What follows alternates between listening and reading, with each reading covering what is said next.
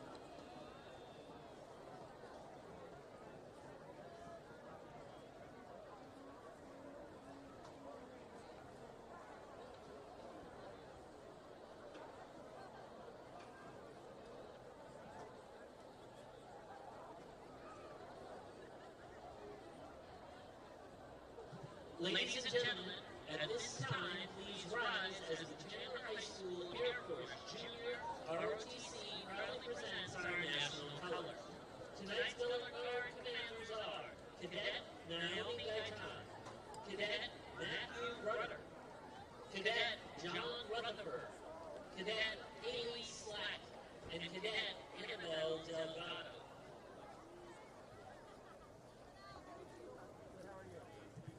Tonight, our national anthem will be sung by the Chandler High Troublemakers under the direction of Wendy Umbriana.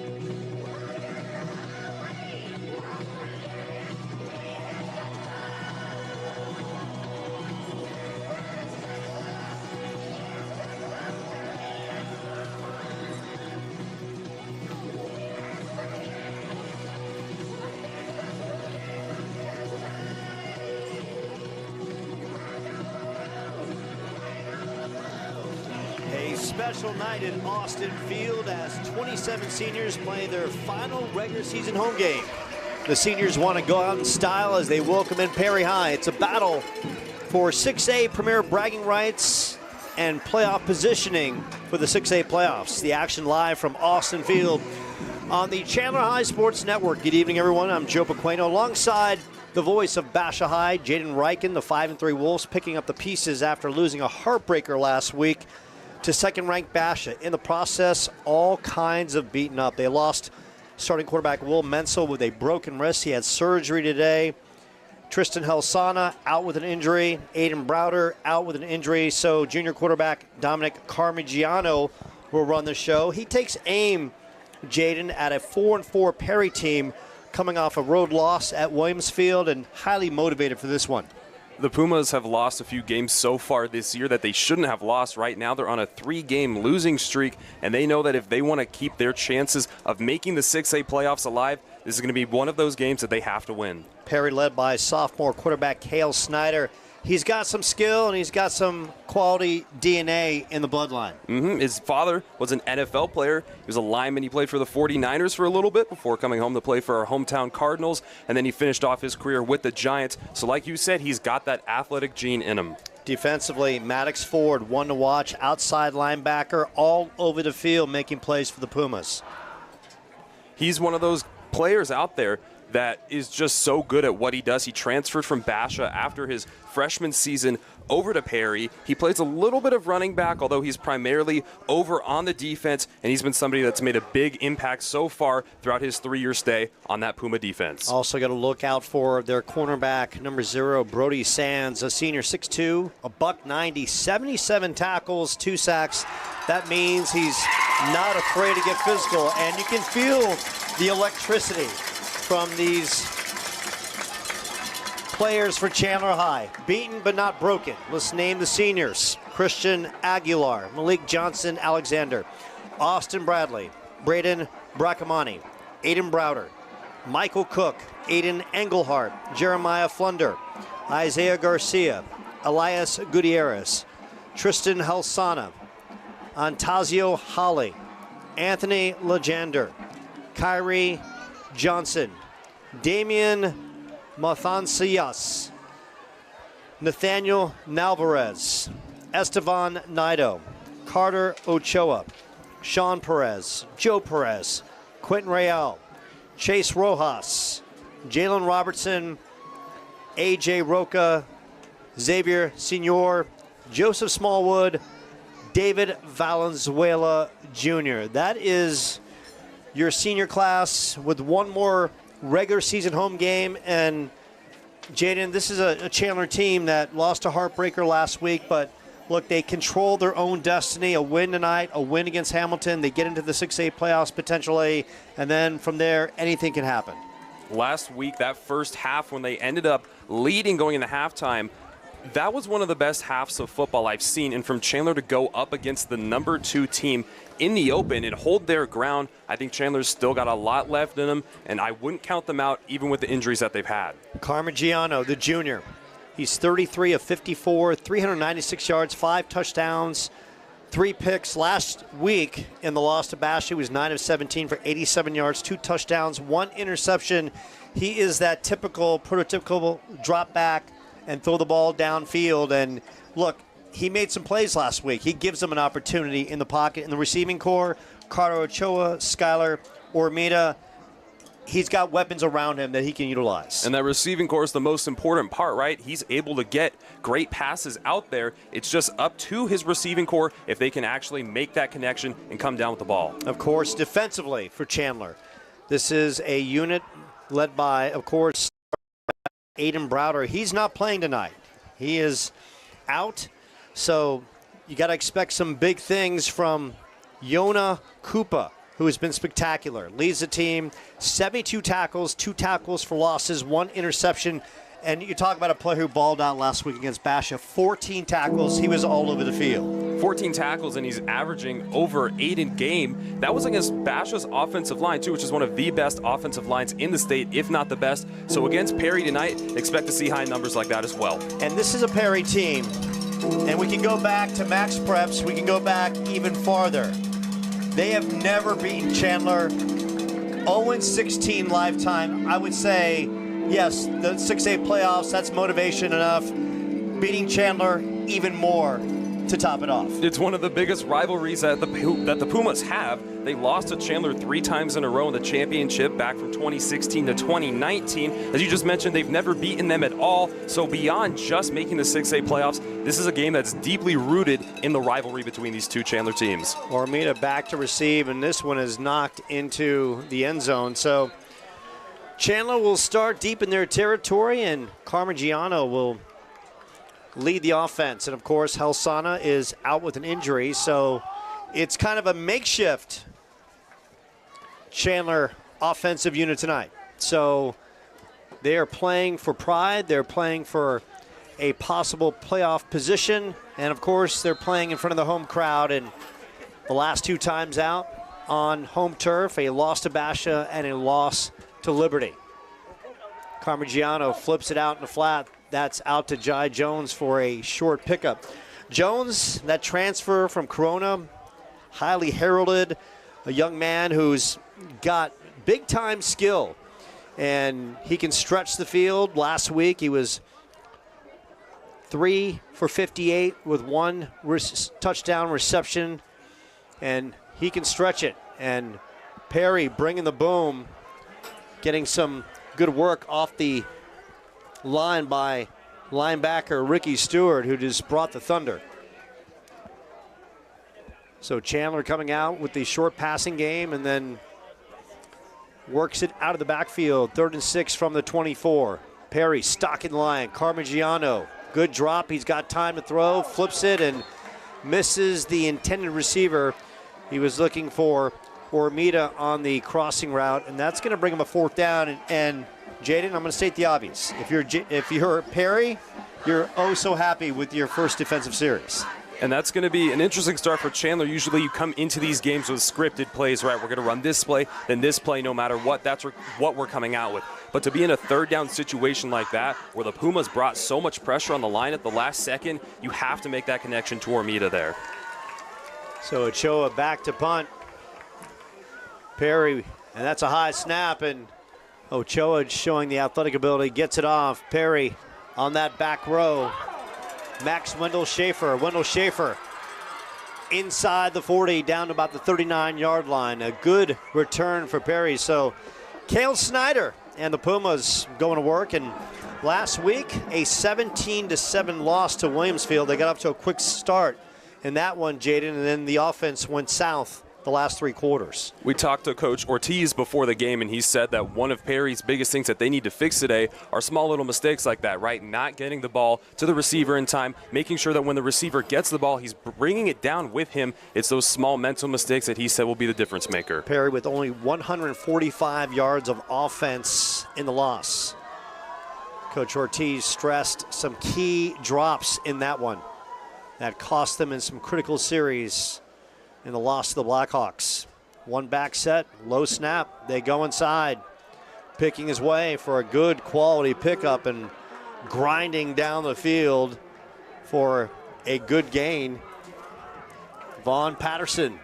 Patterson, a junior, 5'9", 160, and Coach Ortiz likes to really work his roster from top to bottom. Of course, we'll see Talon Frazier, number 3, as well as number 11, Nate Wheeler, the senior. Wheeler goes both ways, and Ortiz likes to utilize that personnel. Trips to the bottom of your screen, 2 up top. Snyder dropping back, lets it flick down this field. He throws a nice strike, and that was a beautiful catch by Hayden Moon, the senior, 5'9", $170. And it looks like, I think they're ruling it incomplete. Looked like a catch. I guess he just jumbled it right at the end. That was a great play there by Snyder there, though. He looked calm in the pocket. He was able to find the receiver straight down the middle. I think it's a great play regardless of if he caught the ball or not. 3rd and 5 from the 32. And you can tell Snyder with that quick release, and looked like he had Moon, and looked like Moon just lost the ball potentially on the turf. Man in motion. 1 back set. Inside handoff. Chandler coming up, and a lot of bodies, and in on the tackle for Chandler Sean Perez, the outside linebacker, senior, 186 feet and growing. Young man who bleeds Chandler High colors. Young man who's earned his stripes to be a starter on this team. So it brings up a 4th and 2 from the 29. And if you're Perry, look, you've lost 3 straight. Roll the dice, go for it. Deep in Chandler territory, held them in their first offensive set. Why not go for it? All he needs is a pickup of 2 here, and right now they've been able to pick up a couple yards on every play. Snyder under a big rush, rolls out of the pocket. He's going to have the first down and trickles down to about the 25-yard line. And that's just a high IQ play by Snyder. No one was open, rolled to his right, got the first down. Sometimes it's a simple play like that. That's all you need, and especially if it's a 4th and 2 scenario like that, you need 2 yards, get the ball, take it to the outside, and then go right out of bounds, right past the first down. Perry with a first down at the 26-yard line. Snyder, man in motion. They go the inside handoff, cutting outside and working his way inside the 20-yard line. L.J. Walker on the wide receiver handoff. Walker is their primary receiving target. Young man knows how to stretch the field. That time he was worked on the ground. Brings up a 2nd and 2 from the 20-yard line. Trips upstairs, 2 wide receivers down below. Snyder drops back, fires over the middle. He's got his target. And once again, we called it before. Now it's A.J. Walker showing what he can do with the vertical stretch. Walker, the leading receiver on this Pumas team. 568 yards coming in, 31 receptions, 9 touchdowns. Last week, 4 receptions for 49 yards and a loss to the Blackhawks. 1st and goal from the 8-yard line. Snyder trying to juggle his line. In motion, Wendell Schaefer, and he gets bottled up at the line. So this Chandler defense getting tested early, Jaden, and after the offense had an unsuccessful first series, it's up to the defense to kind of right the ship. What Perry's doing so well right now is they're working that secondary, especially with Aiden Browder out. They're able to just get it down the middle on nice little slant routes right now, and it's getting consistent yards for them almost every play. Snyder under center. They go 2 backs, make it 3 backs, and they work it down to about the 1-yard line. Coming out and being physical, and that is what Perry is trying to establish. Ground and pound and mix it. That time it was Mason DeCroy on the handoff. It's going to bring up a 3rd and 1 on the goal line, essentially knocking on the door. This one just underway from Austin Field. Beautiful night for football. And Perry, once again, 0-16 lifetime against Chandler. Chandler, so many injuries. Snyder under center, 3 backs in the backfield, and they play power football, and they rule that a touchdown. Going up and getting in. Get a number for you. And getting in for the touchdown, Nate Wheeler, the senior running back. So it's the Pumas setting the tone, driving downfield, does the rest, and point after splits the uprights, and it's Perry with the early play call with Snyder being able to scramble. And then as soon as they got within, they're going to take the ball, especially when the QB Snyder rush for close to 200 yards. And no question, Yona Kupa, their young linebacker, is going to have to step up. And we saw Perry on that drive mix in the pass and the run. And we saw last week that Basha, over the course of that second half, when the Chandler offense was ineffective, just wore Chandler down. And Perry motivated. And now Chandler is going to have to try to answer on home turf. Once again, no Helsana. Will Menzel out with a broken wrist. He's done for the year. Had surgery today. This one is booted, and that's going in the end zone. And Chandler starts deep in their own territory. First time out, 3 and out. Parmigiano leading the show. He's still got weapons to throw to. Jai Jones, Skylar Ormita, Carter Ochoa. A strong offensive line. Anthony Legander getting the work in the backfield. So this is an opportunity for a lot of young men that have watched to step in and work it, and that is just a vicious hit. Coming up and laying the wood, Maddox Ford, big time thunder from that middle linebacker position. We talk about Maddox Ford, also look out for Brody Sands. We kind of talked about him, cornerback, 77 tackles, 2 sacks. Perry, just right across town, right? Chandler, Hamilton, Basha, Perry, all in the general vicinity. Just great pressure again from Perry. Absolutely nowhere to run. A great tackle for a loss there. And they have just brought so much pressure, especially with their secondary, to start this game. So it's going to bring up a 3rd and 10 from the 20. Definitely a passing down situation. Chandler, 1 back set, 1 wide receiver up top, 3 down below. Carmigiano, good snap, flips it down the field. And that is incomplete.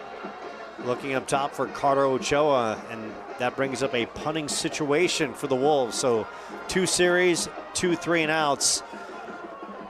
And right now, Chandler Nation concerned on senior night as Perry will get the ball in good field position as Max Wendell Schaefer is set to return. And Chandler has not scored or made it past the 50-yard line since the first half of that Basha game last week. They've really struggled now after losing Menzel to that wrist injury. We'll see if that can change anytime soon. Good punt down the field. Wendell Schaefer takes it and calls for the fair catch at his 40. He probably regrets that.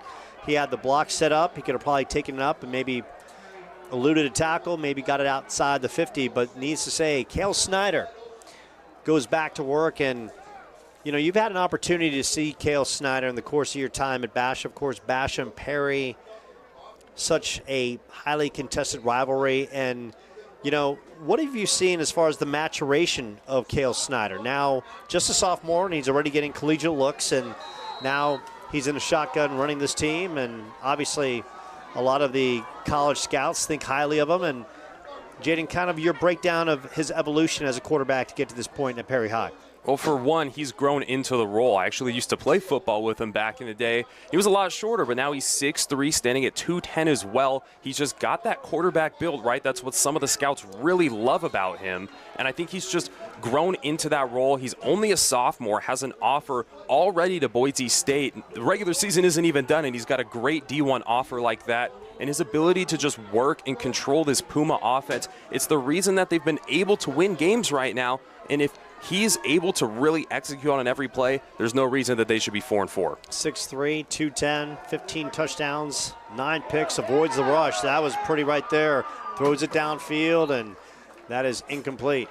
So Chandler bringing the pressure, and rightfully so. Cannot let Cale Snyder just sit in the pocket and pick them apart as he did a little bit on the first drive. So brings up a 3rd and 7 from the 43. No Aiden Browder. He's out tonight. A lot of key injuries for Chandler.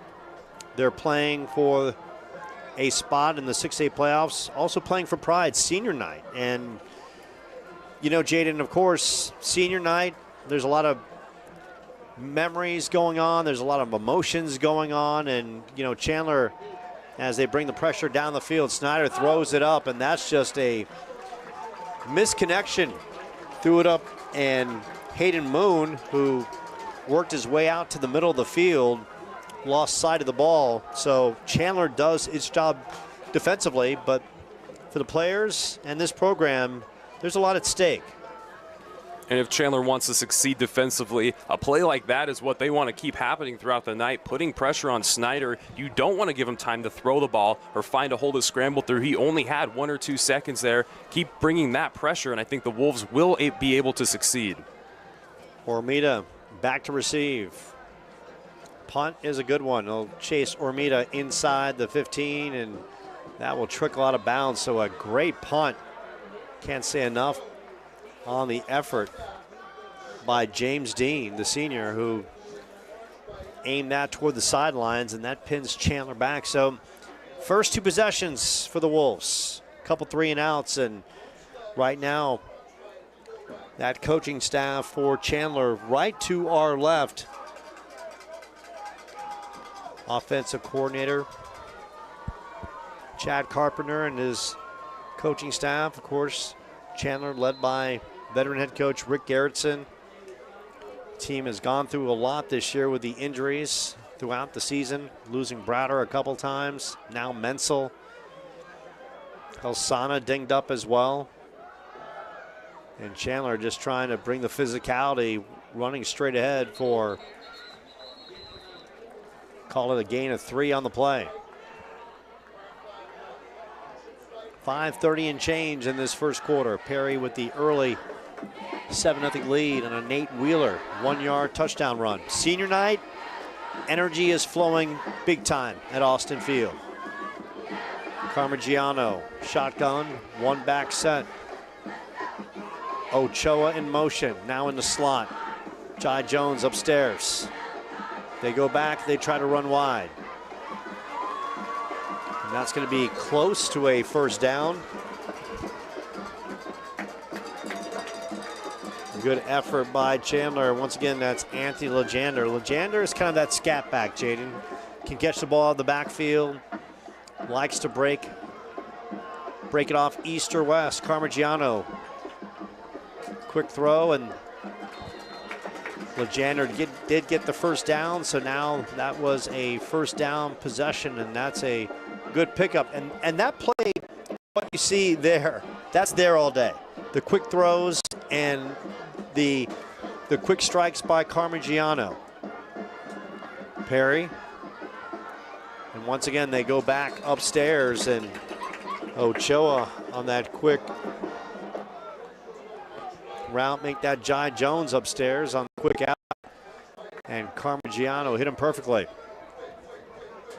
Brings up a 3rd and short from the 29.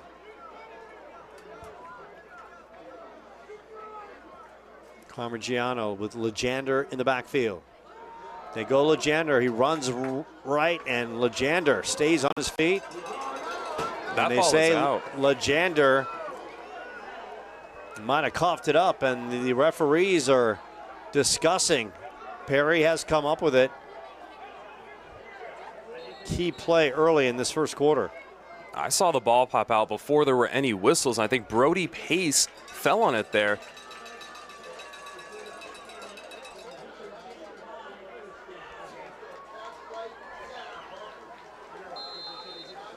So luckily for Chandler, they retain possession. Perry almost recovering a turnover inside the 35. So 1st and 10 from the 34. Close call there. Carmigiano running the offense. The junior trying to lead Chandler to a senior night victory. Drops back, steps up, and he is dropped down. Big time pressure.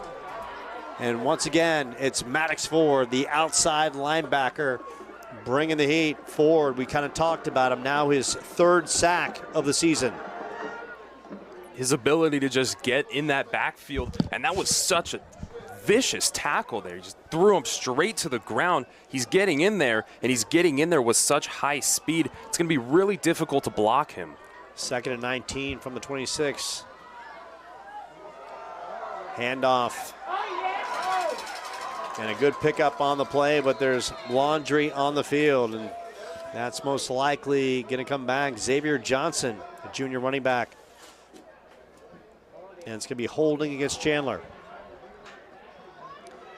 So right now, the early makeup of this one, hard to digest if you're a Chandler fan. You've seen a couple 3-and-outs offensively. Perry drive down the field on its first possession. You almost lose a fumble. Now you're going back the other way on your 3rd offensive possession.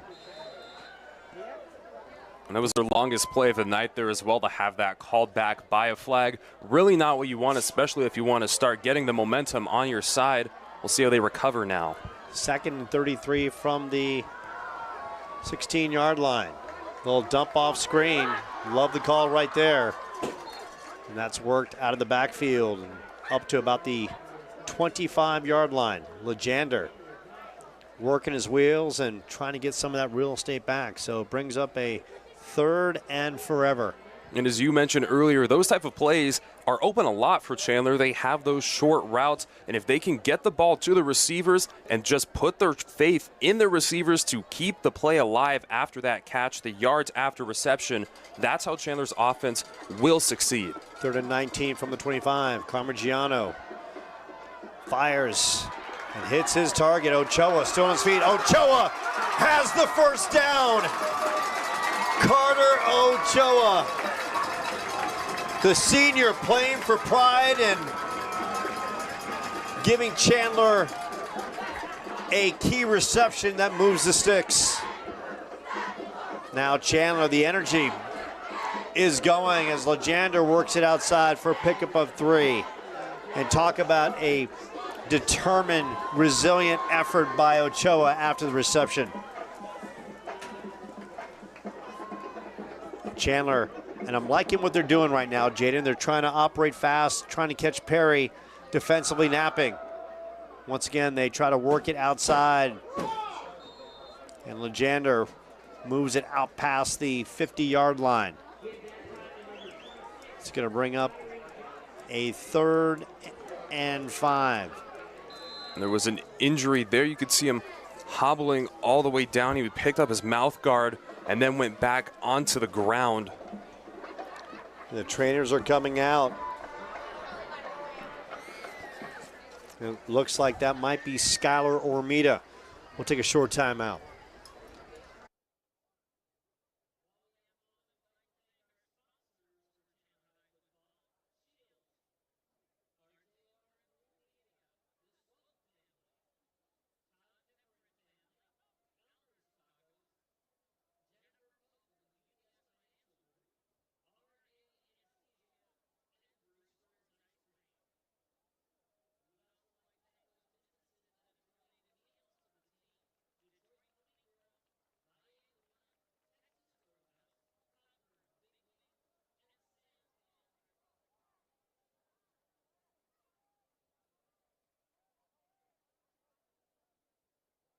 So Jaden, as if Chandler doesn't have enough injuries as is, Skylar Ormita kind of limps off the field. 3rd and 7 from the 49. It's a major blow to the receiver core. 3 wide receivers down below. Carmigiano gets it out quickly, throws it out in the flat, and making the catch and losing his balance was Legender. So Chandler, much better their 3rd possession. If anything, they switch field position. Now they have the opportunity to pin Cale Snyder and the Pumas deep. Wendell Schaefer back to receive for the Pumas. And Wendell Schaefer has shown the ability to break it open as time is winding down. Ochoa, good snap. Ochoa, good high kick. Drives Wendell Schaefer inside the 20. Wendell Schaefer breaks it outside, and he is met by a bevy of blue jerseys.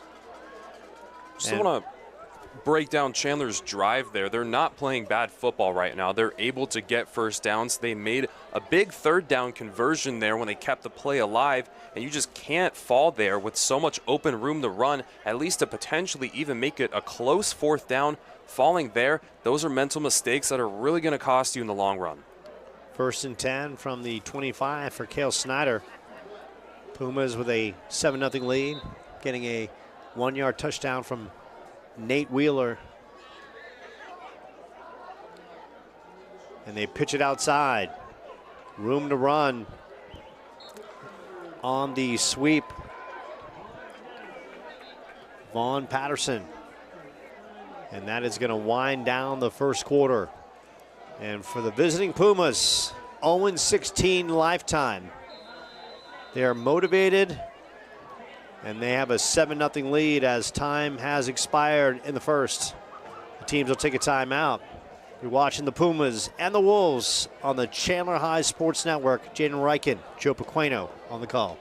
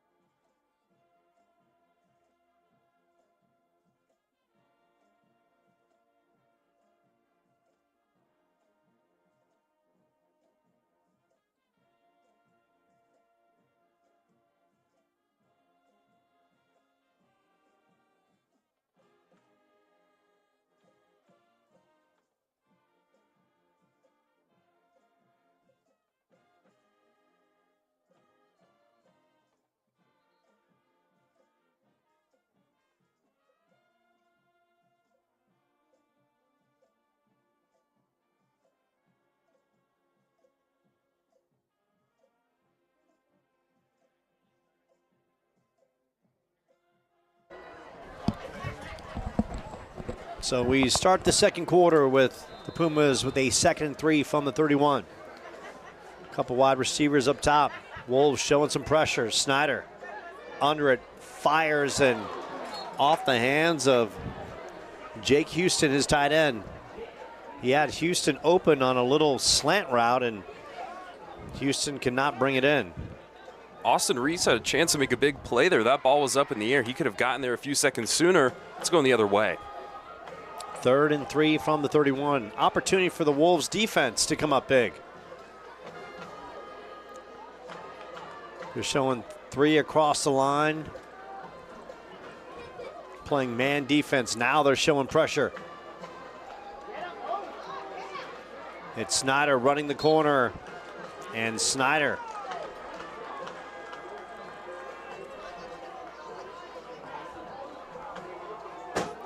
that was 4th down, and so the Wolves do what they have to do. They keep Snyder from turning the corner and getting the 1st down. Looked like that might have been a broken play for Perry.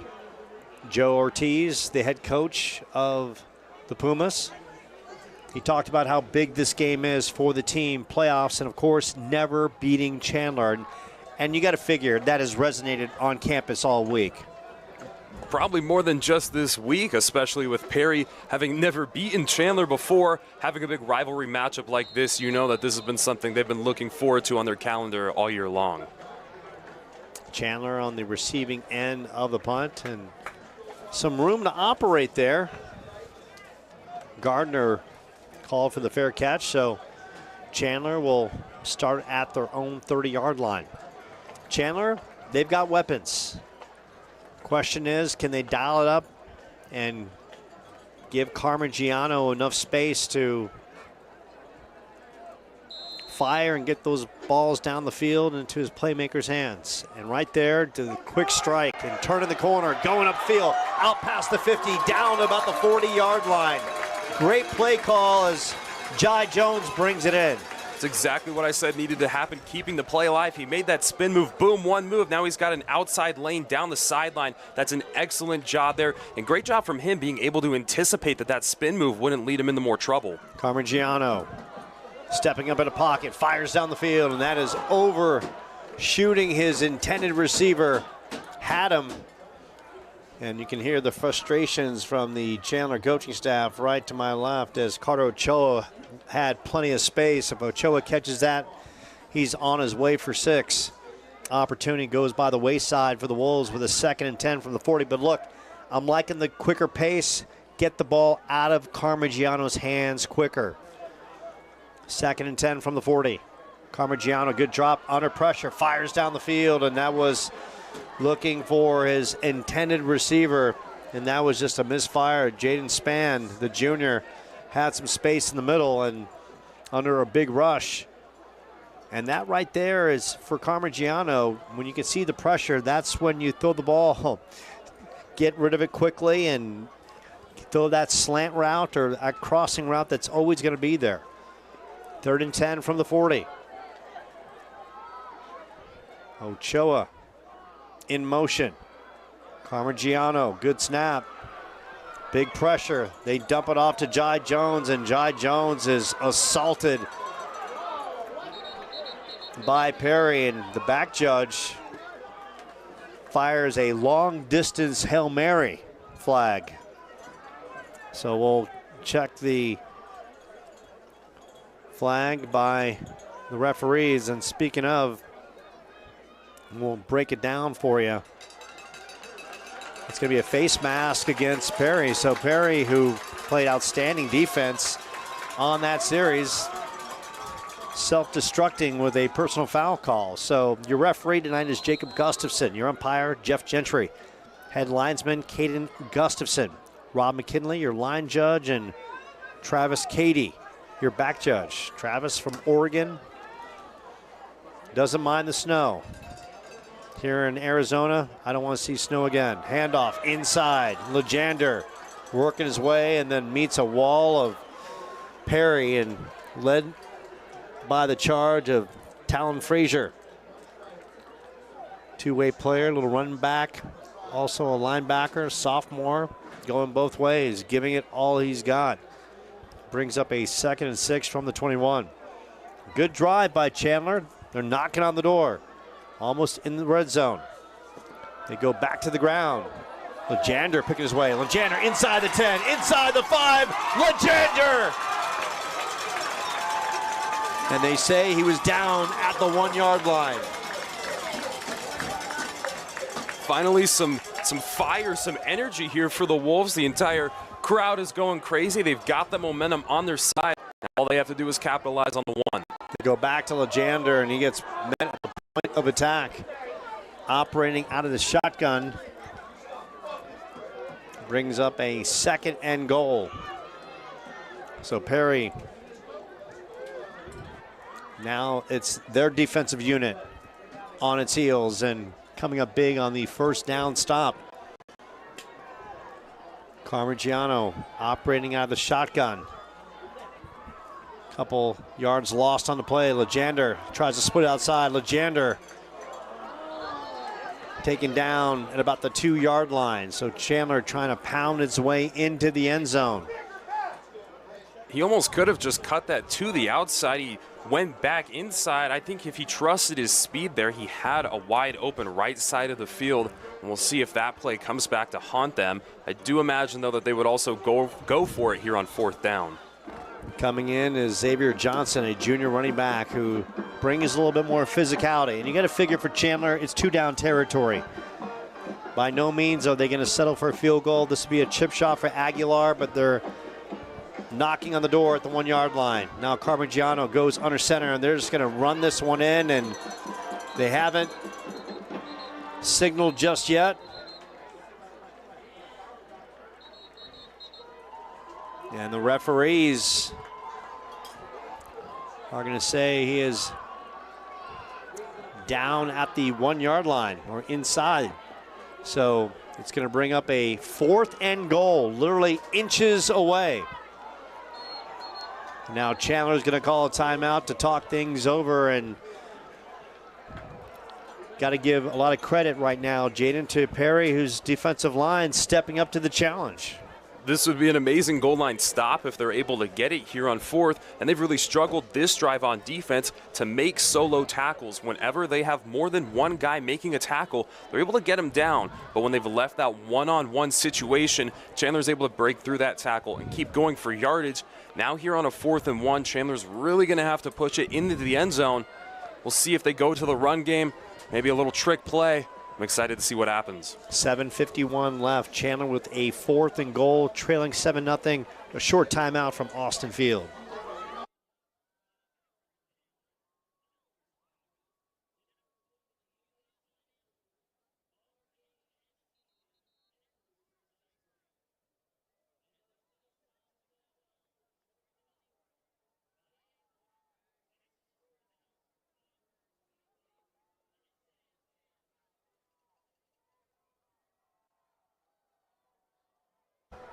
So here we go, 4th and 1, 4th and goal. Carmigiano out of the shotgun. Now Chandler rotating the line. Handoff inside. And Perry comes up with the defensive stop. Denied. Xavier Johnson on that left side. And the Pumas get an incredible stop and come up with incredible momentum.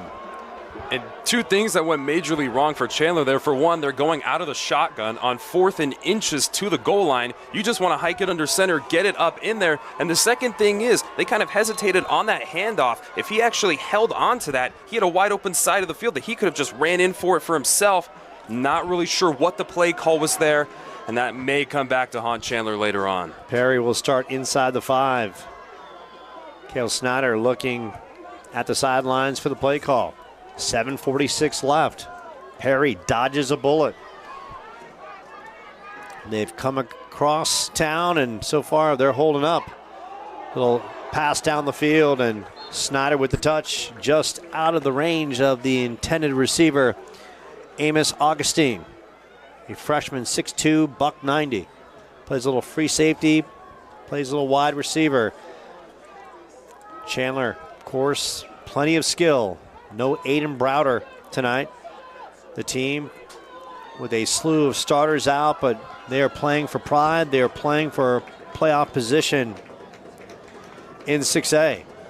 And Perry, they've lost 3 straight. Humbling loss last week at Williamsfield, 17-7. They've never beaten Chandler. Inside handoff, busting it up the middle, out past the 30, losing the football. Ball is loose, and we have a mad skirmish for the football right now. And Chandler says they've got it. And coming up big for Chandler. Coming up big, loud and proud, Jaden Arnold with the football. And just when you think for Perry, a big play to turn the field, great field position, 7:30 left, starting at the Perry 45-yard line. And there's an injury back near the goal line as well. Number 40, Craig Noble from Chandler went down at the beginning of that play. And Noble is an impact player for this Chandler defensive unit.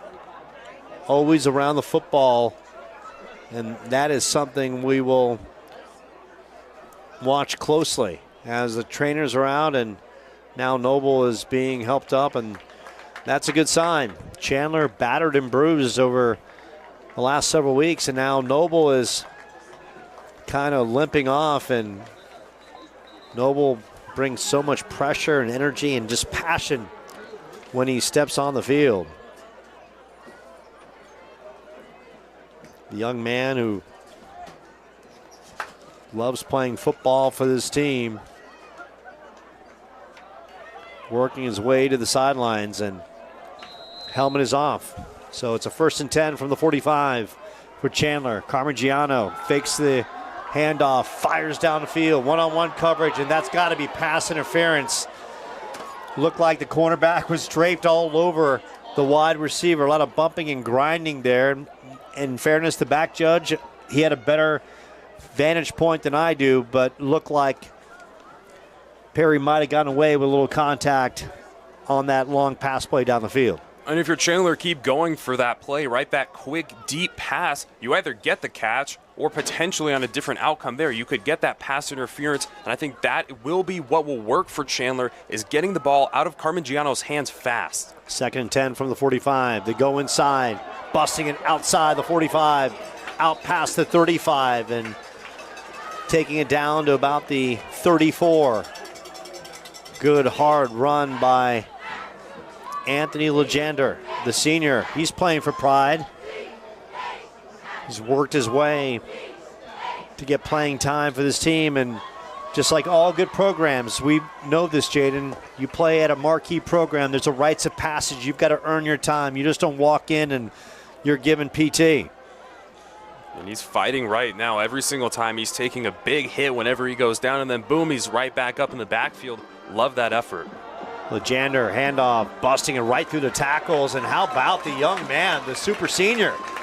Takes it down past the 25-yard line. That's going to move the sticks yet again. So Anthony Legender, who's been known as that scat back, work the ball out of the backfield, likes to run east and west, showing his ability to work between the tackles. And now we have a flag down in the secondary.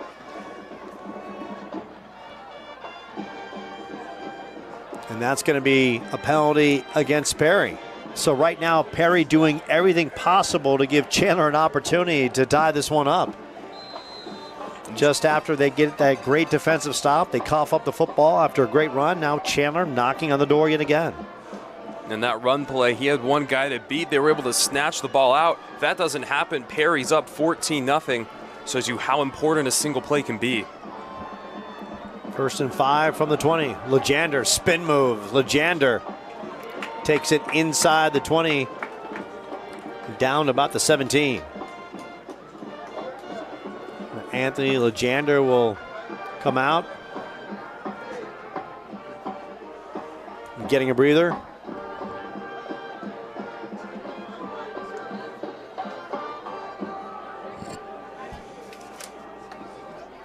Kyrie Johnson in the game. Kyrie, a lot like Lejander, he's got some good wiggle to his game. Johnson inside the 5. Johnson down to the 1. And Kyrie Johnson got a lot of moves, got a lot of spin, and works his way inside to about the 1-yard line. Way to make his mark, although this is eerily similar to the last time Chandler was in the red zone. See what happens this time. You go right back to him, feed the young man, and Johnson. And Johnson gets into the end zone. Kyrie, the senior, soaking up the love and banging his way into the end zone. And Chandler's on the board with the opportunity to tie this one at 7. The second score of the season, and way to step up to the moment here. You look at this, goes through on that left side, gets met at the goal line, and just powers through. Way to not go down and fight through for that touchdown. And if you're Chandler, that's exactly what you needed right now. Christian Aguilar, 35 of 37 on point after attempts. Good snap.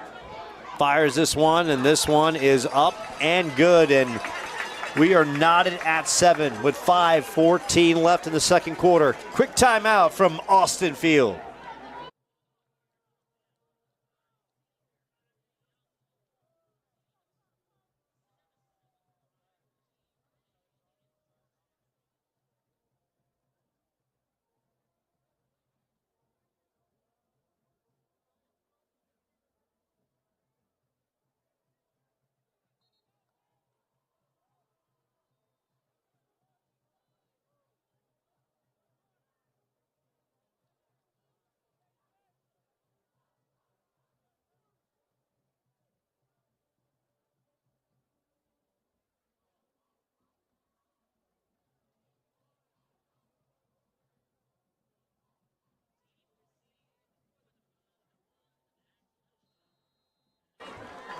So we are even Steven at 7 apiece. Jaden Reichen, the voice of the Basha Bears, he's joining us for a little preview. So next week when Basha takes on Perry, he'll know all about this Perry team going into that contest. And, of course, that's the big rivalry for Basha and Perry.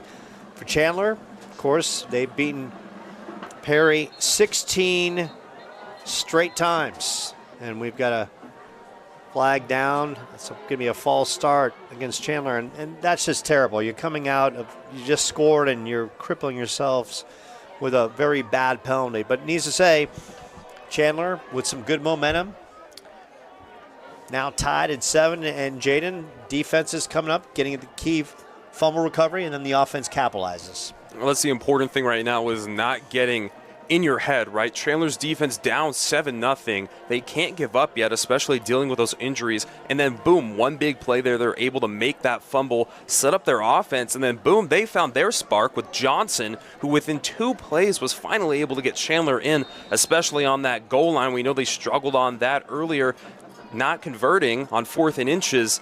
So I think now Chandler's kind of starting to find their groove. That's the first time they've scored since the first half of the Chandler game, the Basha game last week. It's maybe the start of something new. Aguilar on the kickoff. This one, a good one. Driving Wendell Schaefer inside the 5. He loses the football, picks it up, tries to run the other side of the field, and he is dragged down. Great special teams coverage by the Wolves, and the Wolves special teams unit coming up big. Of course, Colin Bottrell, now in his 14th year with the team, does a tremendous job with that side. And Bottrell, he wears a variety of hats, coaching the D-line, the O-line, special teams, and had a chance to talk to him early in the season. Loves coaching here at Chandler High. And coaching football, any sport, it's a labor of love. You put a lot of hours in. Sometimes you take a lot of heat. Sometimes you don't get the credit you deserve, but give a lot of credit to all these coaches throughout Arizona, every sport, donating their time to try to make not just great athletes, but great people, to give these young athletes a chance to be successful in life. Snyder flips it out in the flat. Good pickup and worked out of bounds, and in on the tackle for Chandler, Malik Johnson Alexander, and worked out in the flat. We've talked about his name. Hayden Moon is getting a lot of opportunities early in this one for Perry. If Snyder can keep leading the ball with Moon, you're going to see those two really click throughout the night. 1st and 10. The sticks have moved at the 20-yard line. Perry spreading Chandler out. They go the inside handoff, running west side of the field and banging and collecting Vaughn Patterson. And usually when we talk about this Perry running attack, it's usually Talon Frazier, Nate Wheeler, but we've seen a lot of Vaughn Patterson getting his opportunities tonight. You got to wonder how much of that comes down to Nate Wheeler being a two-way player as well, knowing that they're going to need him on the defense in this game. And they're totally fine giving it to Patterson if he's going to continue to pick up decent yards. 2nd and 2 from the 27. 5 wide receivers. Perry spreading Chandler out. Snyder, good throw, whips it down the field. And you can see the arm strength, and that time just overshot Wendell Schaefer. So Snyder, we kind of talk about the DNA. 6'3", 210, good arm. Maybe still has to work on a little bit of a touch, as we've seen throughout. Last week, talking to Coach Joe Ortiz of Perry, he talked about the loss to the Blackhawks. A lot of key drops in that one were costly, as the team is marred in a 3-game losing streak.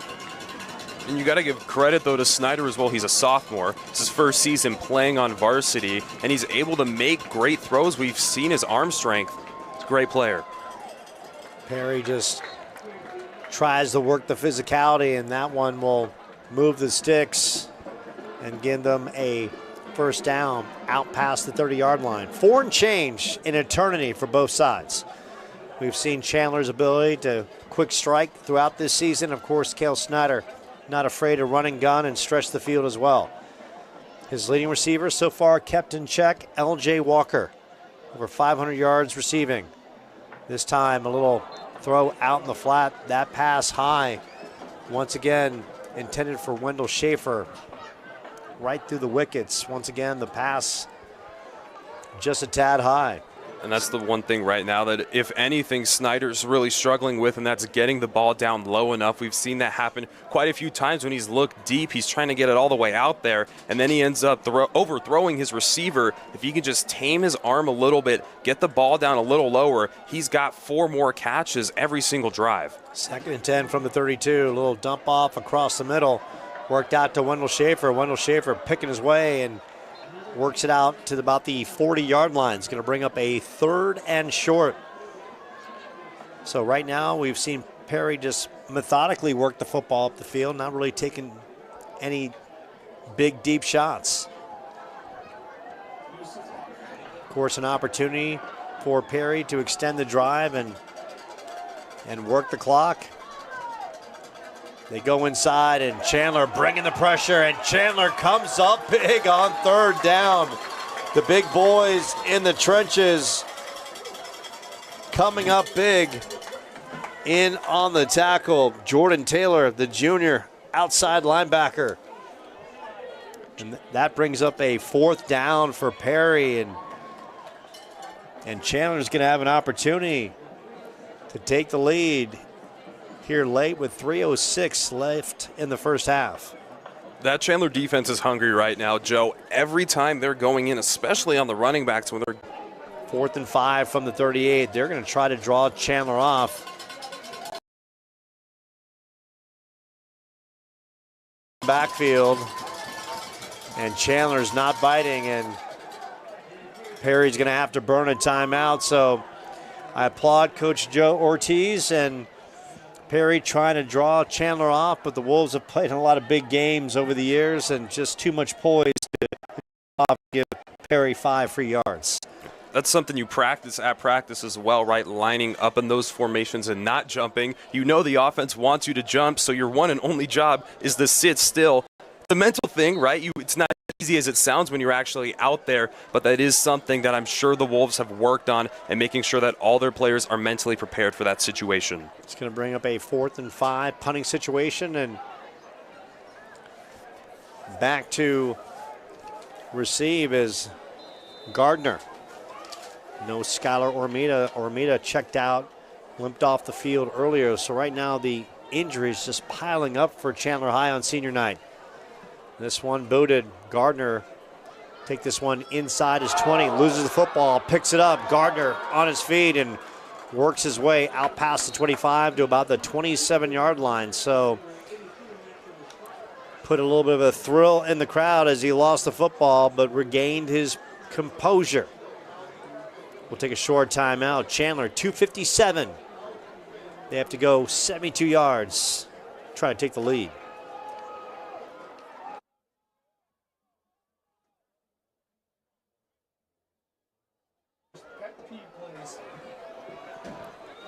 So Carmigiano,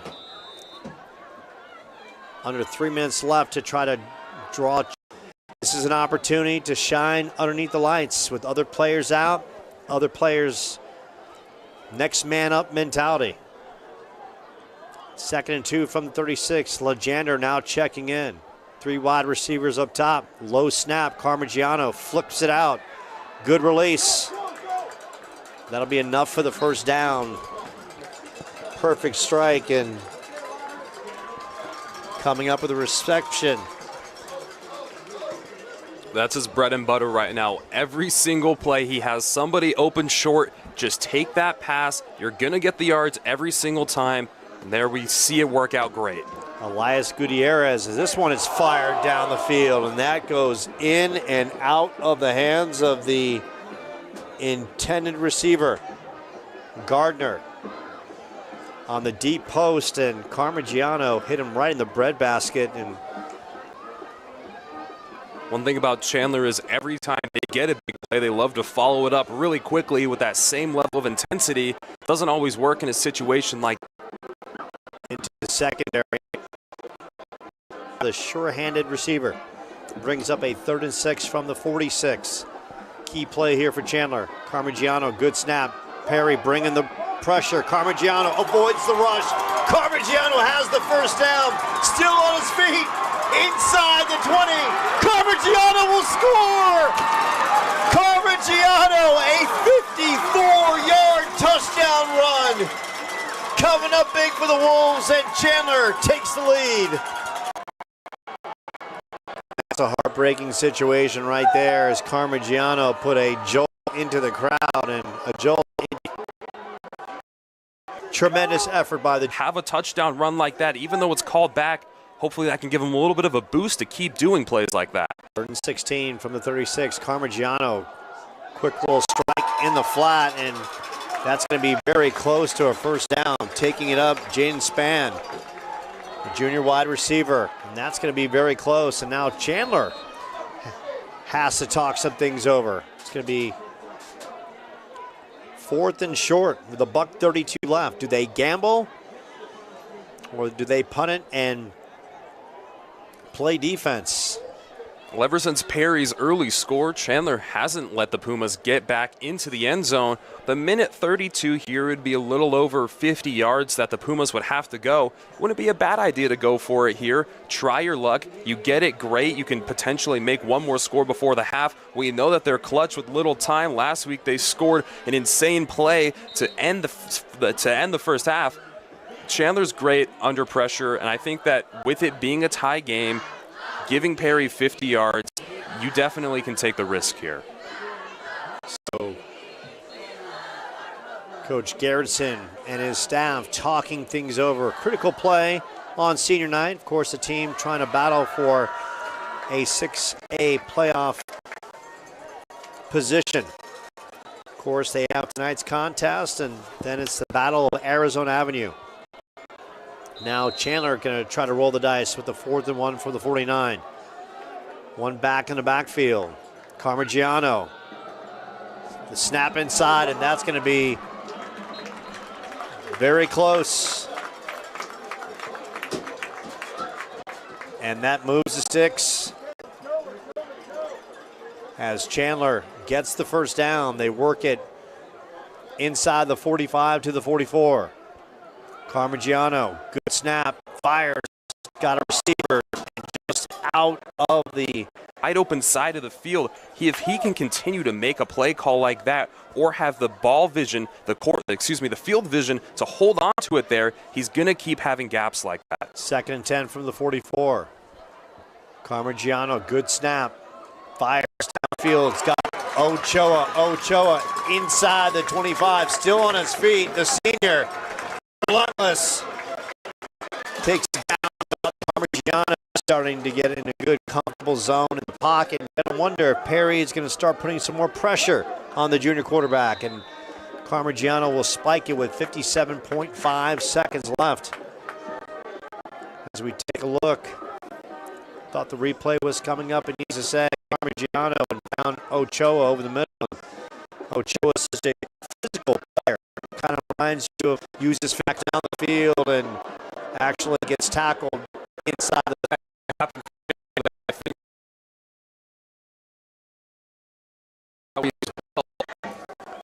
That is number 22, Ricky Stewart. Stewart A.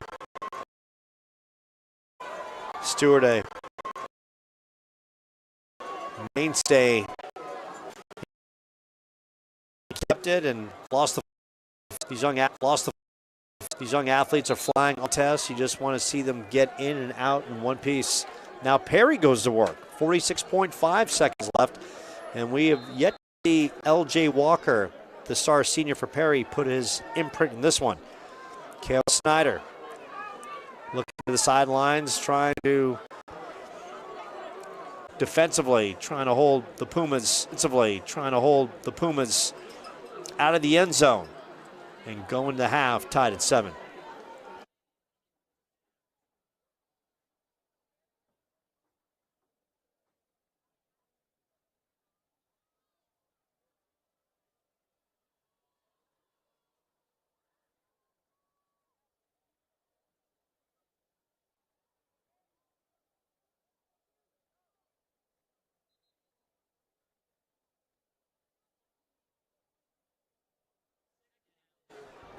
Second and 5 from the 37.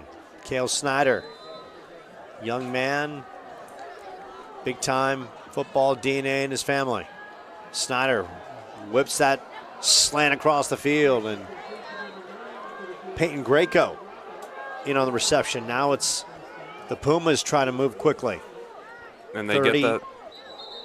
They get that little time save there. Whenever they move the chains, they're going to stop the clock before there's a flag.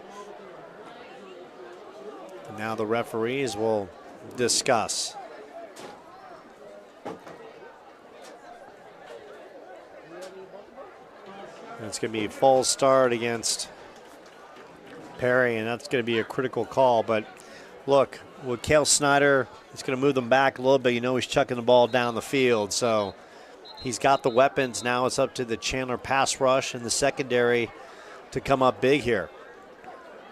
The most important part for Snyder is to actually get the ball accurately to his receivers. He's had a little bit of a tendency so far to overthrow or just make the pass a little bit too high here. So if he's going deep, he's got to really think about the amount of power he's putting behind that ball so that can actually get down to a catchable height. As we look at the premier standings, Basha 2-0, 7-1 overall. Hamilton, second place, 2-1, 7-1. Chandler, 1-1, 5-3. Castile, 1-2.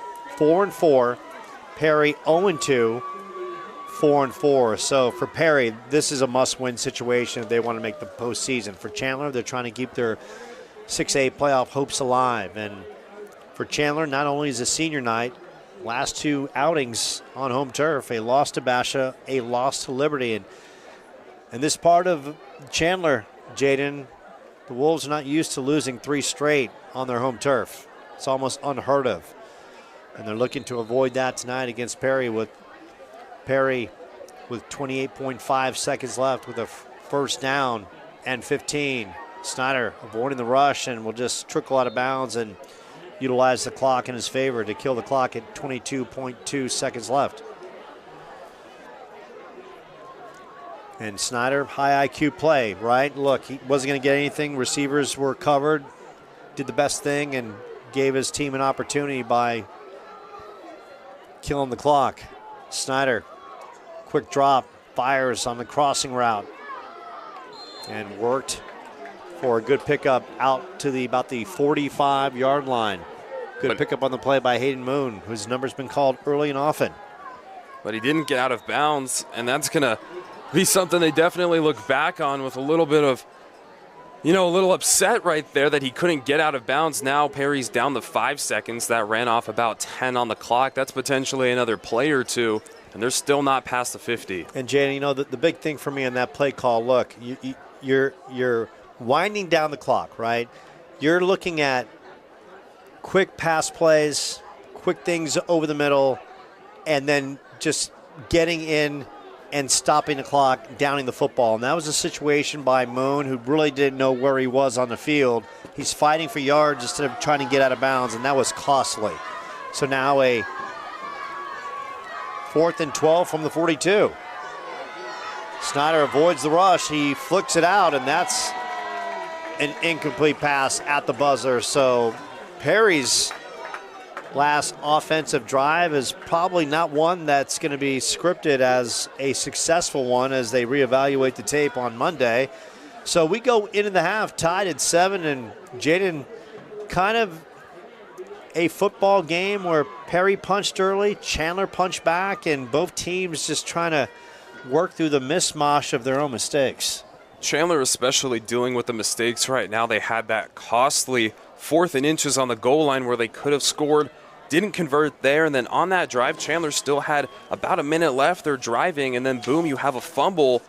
Right now, if Chandler can just clean up mistakes like that, you've potentially got another 2 scores on the board. And for Perry, their offense just really has to start focusing. The passing game is there. They just need to make the plays. Chandler's doing a great job of working the yards after the catch, keeping the plays alive. We've seen Perry, they are getting those short passes, but they don't really have that extension of the play that Chandler has. And I think in terms of the offenses, that's the difference maker between the two right now. And right now, if you like loud music, you're getting it. Because you can barely hear Jaden and you can barely hear me. Right now we've got Michael Jackson Thriller off the Thriller album. And that was a multi-million-dollar album that basically transcended Michael Jackson from a pop star to a superstar. And now we can actually hear the music at a decent human-sounded volume. So, and now we've got more Michael Jackson. Annie, are you okay? Are you okay, Annie? So we're going to name off some more seniors from the different athletic departments of Chandler High. The Senior Sports Medicine Student AIDS Department, Skylar Mays, Juliana Ortiz, Raylan Rockingham, and Tess Stefanik. How about the Senior Marching Band members? Alexandra Jean Crandall, Lane Ramon Figueroa, Nigel Garrity, Pearl Hinojosa, Xander Holdren, AJ Kowalski, Diego Hernandez Lopez, Devin Monison, Oliver Milich, Sean Square, McKenna Yazzie.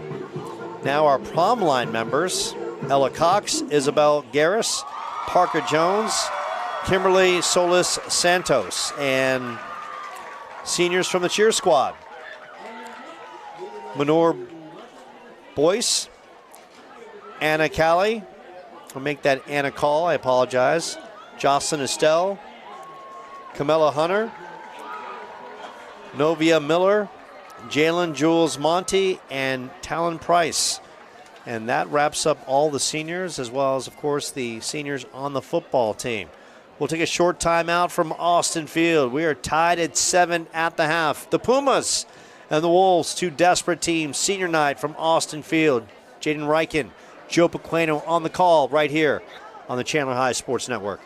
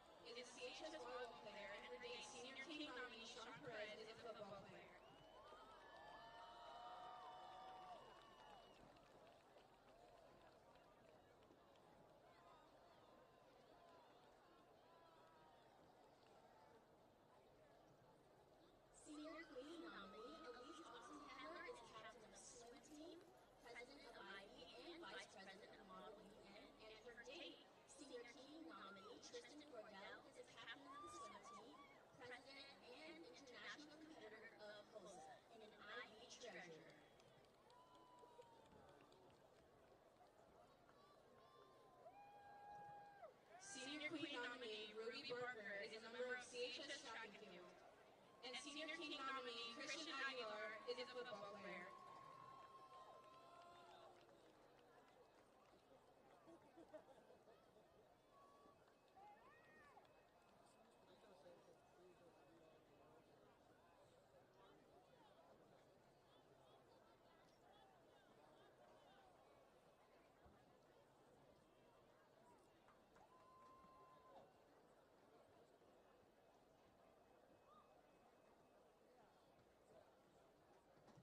Let's open the boxes and reveal our king and queen.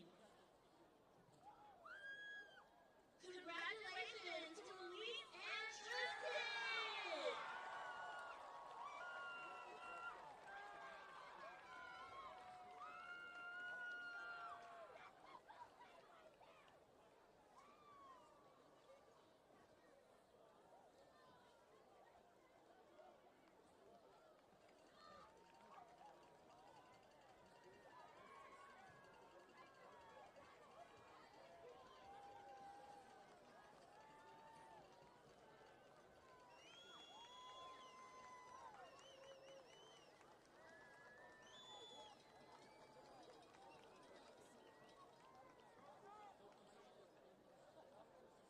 Thank you again to Chandler High Student Council for all their work in organizing tonight's festivities.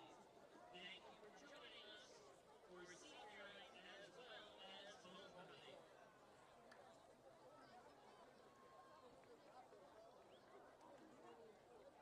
Again, Bianca, Kylie, Sutton, if you are out there, please come on up to the press box and invite yours and you will return. Bianca, Kylie, Sutton.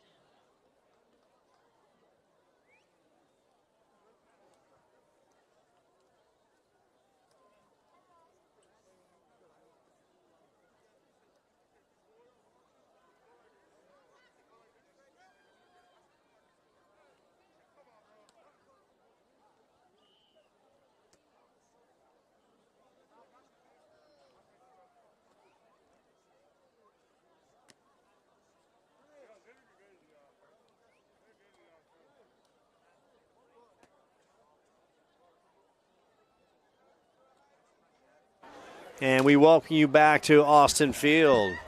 Perry back on the field. Chandler stretching on the right side of your screen. Of course, our two giant mascots taking over the screen, as well as Arizona Avenue. Attack of a killer wolf and attack of a killer puma have been sighted, destroying Arizona Avenue. Joe Pequeno, Jaden Reichen on the call. Chandler with a 7-7 halftime tie. It started with a Nate Wheeler 1-yard touchdown. Kyrie Johnson spun his way in the end zone, knotted it at 7, and both teams right now just Jaden just trying to get out of their own way to potentially try to get a victory tonight. It's been kind of slow for both offenses. They came out in that first quarter pretty hot off the mark, making some good scores.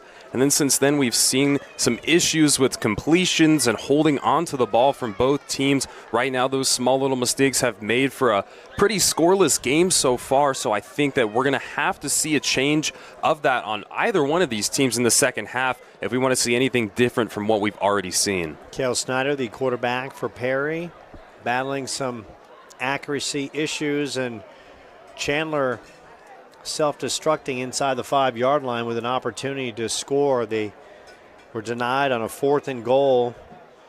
So that is where we are, knotted at 7 as we wind down to about 2 minutes left in this second frame.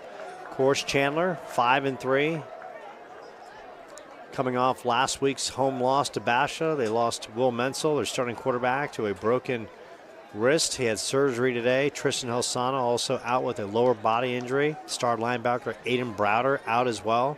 Scooby Bradley also not playing. Perry coming in. They've lost 3 straight, coming off a 17-7 loss to Williamsfield. And Coach Campbell and Williamsfield always play hard, always play physical. And Coach Ortiz talked about the team self-destructing with drop passes in that one. And tonight, once again, we saw Perry with an opportunity to flip the field, and The running back lost the football at about the 40-yard line, and Chandler recovered and led to a touchdown. And I don't know if this says more about Perry's offense or Chandler's offense, their defense as well, but they're battling a lot of injuries right now. They lost their starting QB last week. They lost their starting running back. Skylar Ormita got hurt today, one of their top receivers, and we're still at a tied ball game here. Perry is coming in on offense with all of their starters, their star players, and it's tied right now. So it's kind of, you have to really think about, is Chandler just playing that great of a game right now on defense, or has Perry's offense really started off quite slow and not at that high level of play that they should be playing at right now? We kind of talk about these two teams and the desperation last time they played last year. Chandler with the 49-7 victory. Blake Heffron threw 2 touchdowns. Khalil Valentine ran for 2 more. Aiden Browder with 4 tackles and a sack as we look at the open top 8 as of now with the AZ Preps 365 ranking. Marana number 1, Basha 2, Horizon number 3, Liberty 4, ALA QC 5, Desert Mountain 6, Red Mountain 7, Brophy at 8. Your 6A rankings.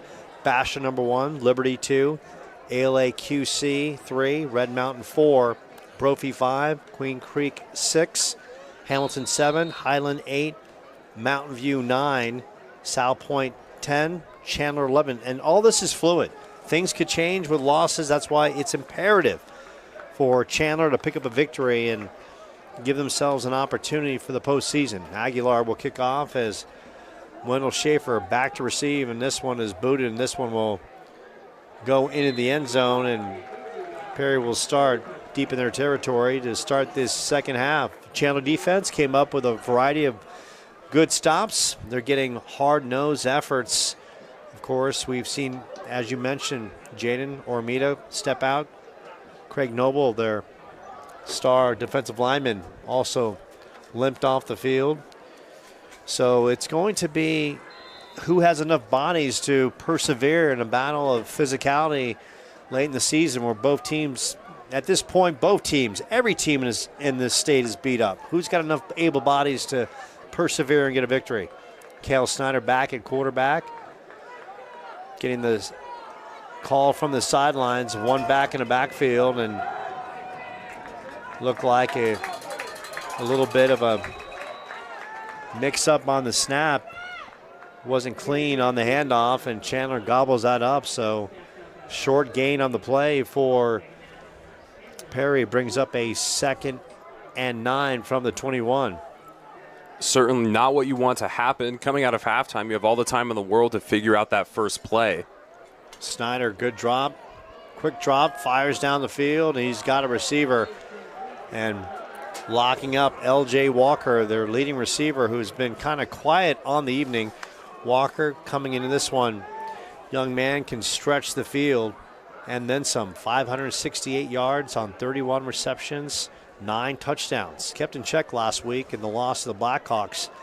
Only 4 receptions for 49 yards. But in that game, Jaden, Perry had under 150 yards of offense, and they go right back to the well. Walker on the outside, and Perry coming out, and now it's going to their stars. And that time it was not L.J. Walker, it was Peyton Greco, who's also part of their receiving core. Greco on the year, 14 receptions coming in for $122 with 1 touchdown.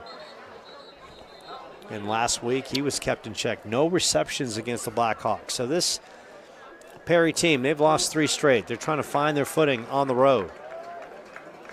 And they're trying to beat an opponent that they've never beaten before in their entire history of the school. There's a lot riding on this game. It's a rivalry game. You want to beat Chandler on their homecoming and senior night game as well. They're also 0-2 in the region right now. They've played Hamilton and Castile, lost to both of them. And if they want to work their way up into that 6A playoff sphere, winning against Chandler is going to be key. And now another flag comes out after the penalty on Perry. So now it's going to be a false start against the Pumas. So this is a Perry team at this point in the season, right? Jaden, you come across town. It's not like it's a long bus drive. You're not going to the other side of the universe. You've had plenty of time to rest, and you're self-destructing with very bad penalties in the course of the last quarter of the season, and it's almost inexcusable for Coach Ortiz and his team. Now it brings up a 1st and 20 from the 44. Snyder under duress, avoids the rush, works it outside. Another flag's going to come down. That's going to be holding against Perry. So tack on more yardage, and a once promising Perry drive is going back the other way. It's going to be holding against Perry, and Coach Ortiz and his staff are thinking, how do we get out of this mess? How do we just continue to self-destruct in key situations? And that's going to push Perry back to its own 34-yard line.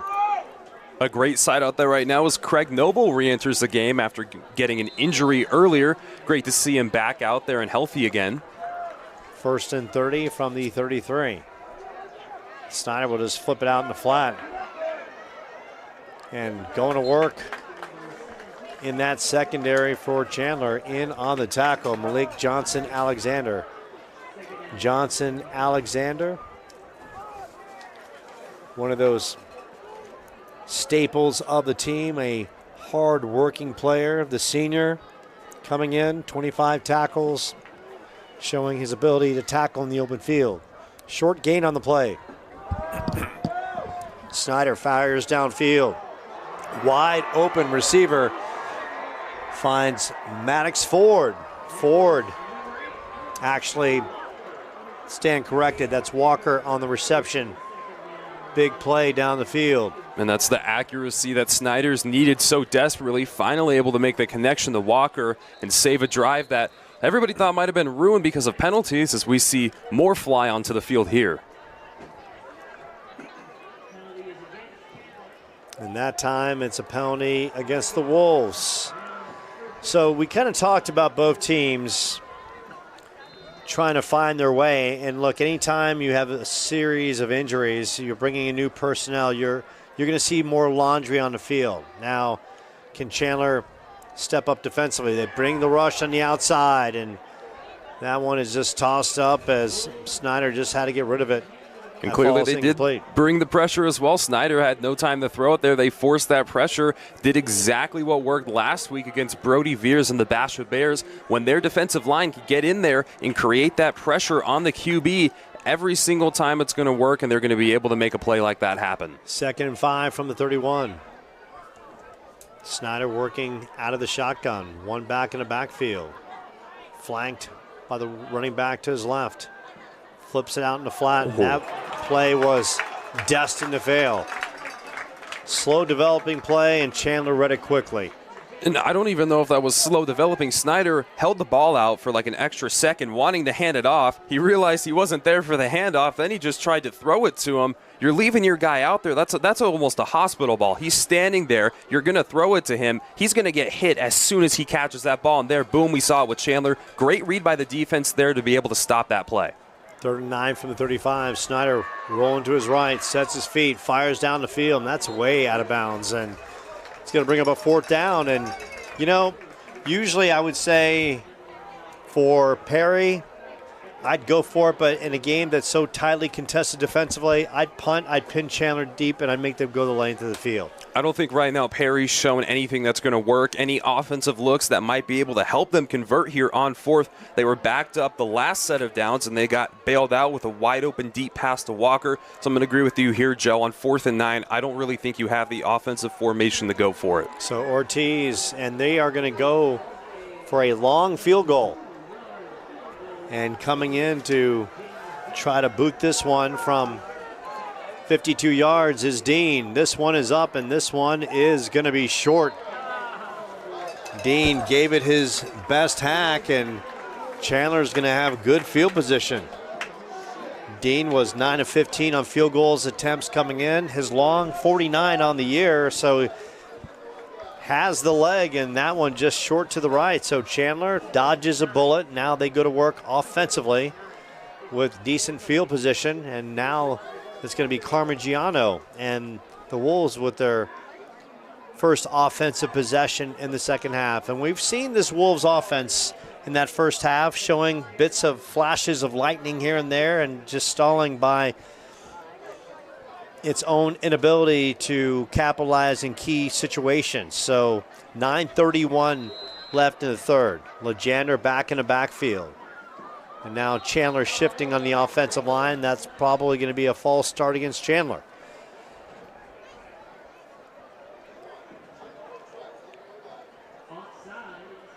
And actually, I stand corrected. Offsides against Perry. So once again, we've seen Perry in the last 8 downs or so, Jaden, just self-destruct with really bad penalties.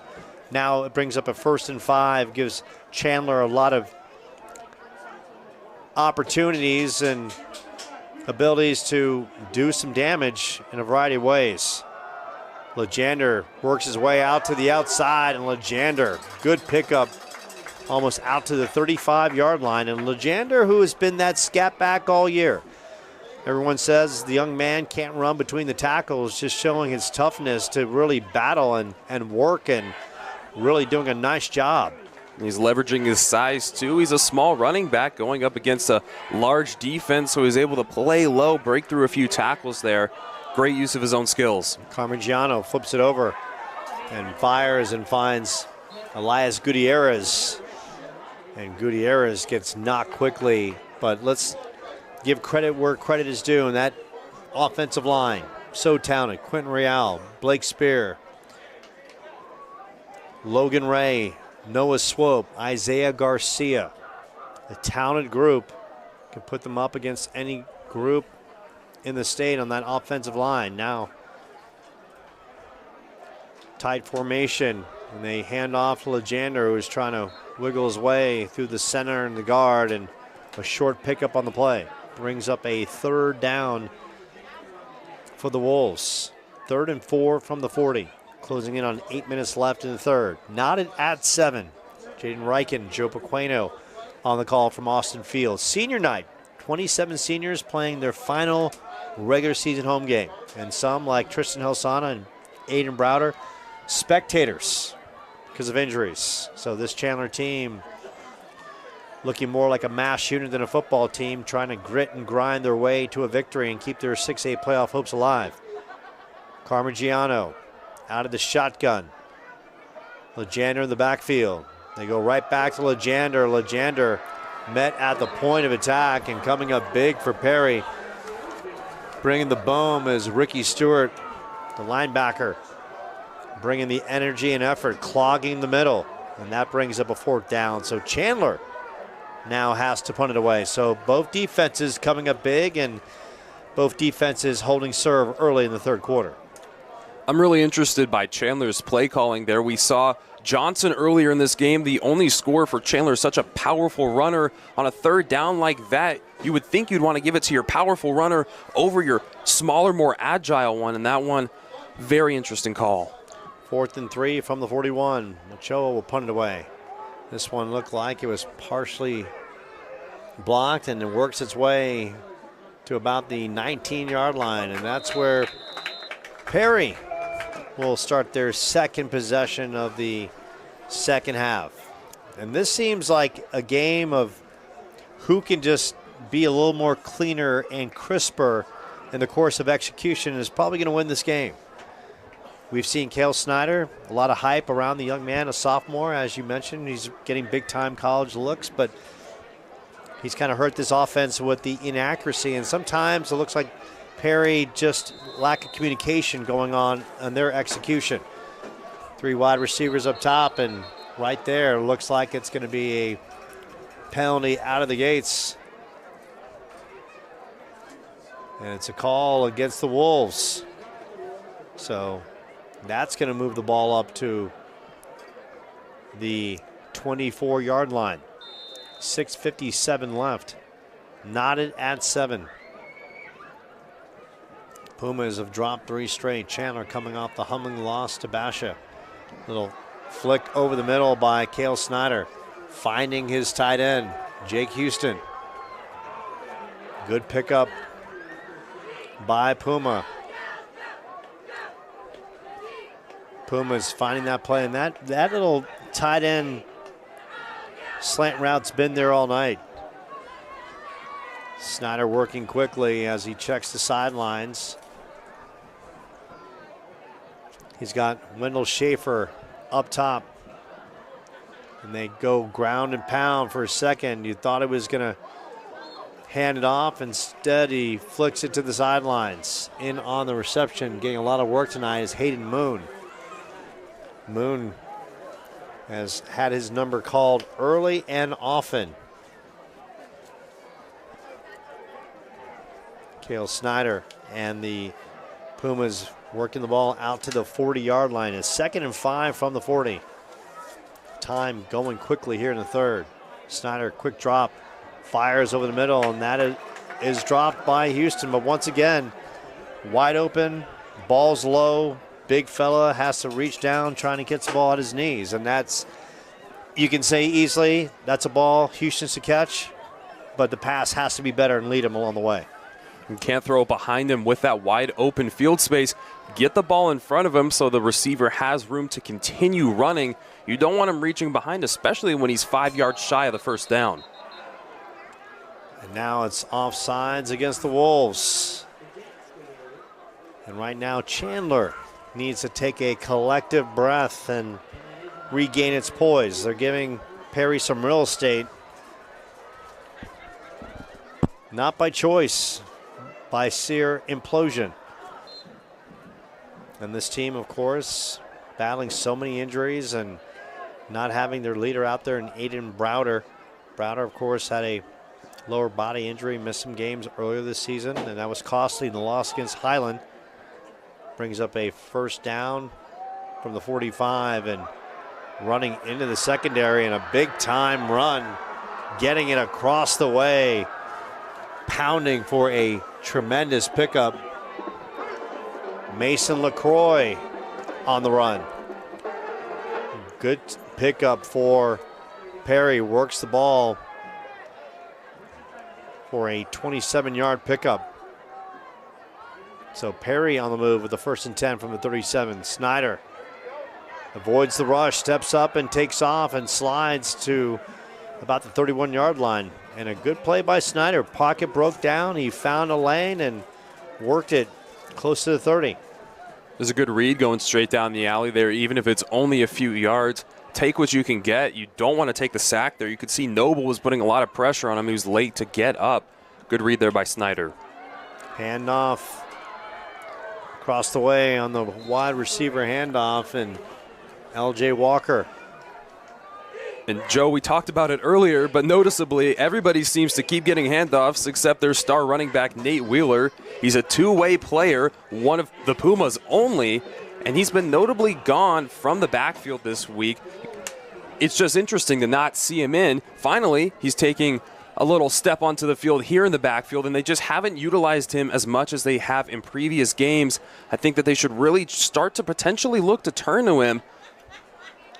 And they give the ball to their star running back, and Wheeler works his way inside the 25 down to about the 23. Perry on the move, winding down to 4 minutes left in the third. Of course, James Dean, their field goal kicker, just missed a long field goal a short time ago. And now it's Perry with the inside trap play and a big, powerful run by the Pumas. Grounding and pounding. You called his number, Nate Wheeler, now getting the call. Now in the backfield, Maddox Ford back there, and Ford gets taken down. Great open field tackle by Chandler. Bringing the boom, Sean Perez, outside linebacker. Right now, Chandler needs to contain Perry, maybe just to a field goal opportunity. And that time, going under center, Snyder, quick snap and just tries to matriculate his way for a quick gain. Brings up a third down for Perry.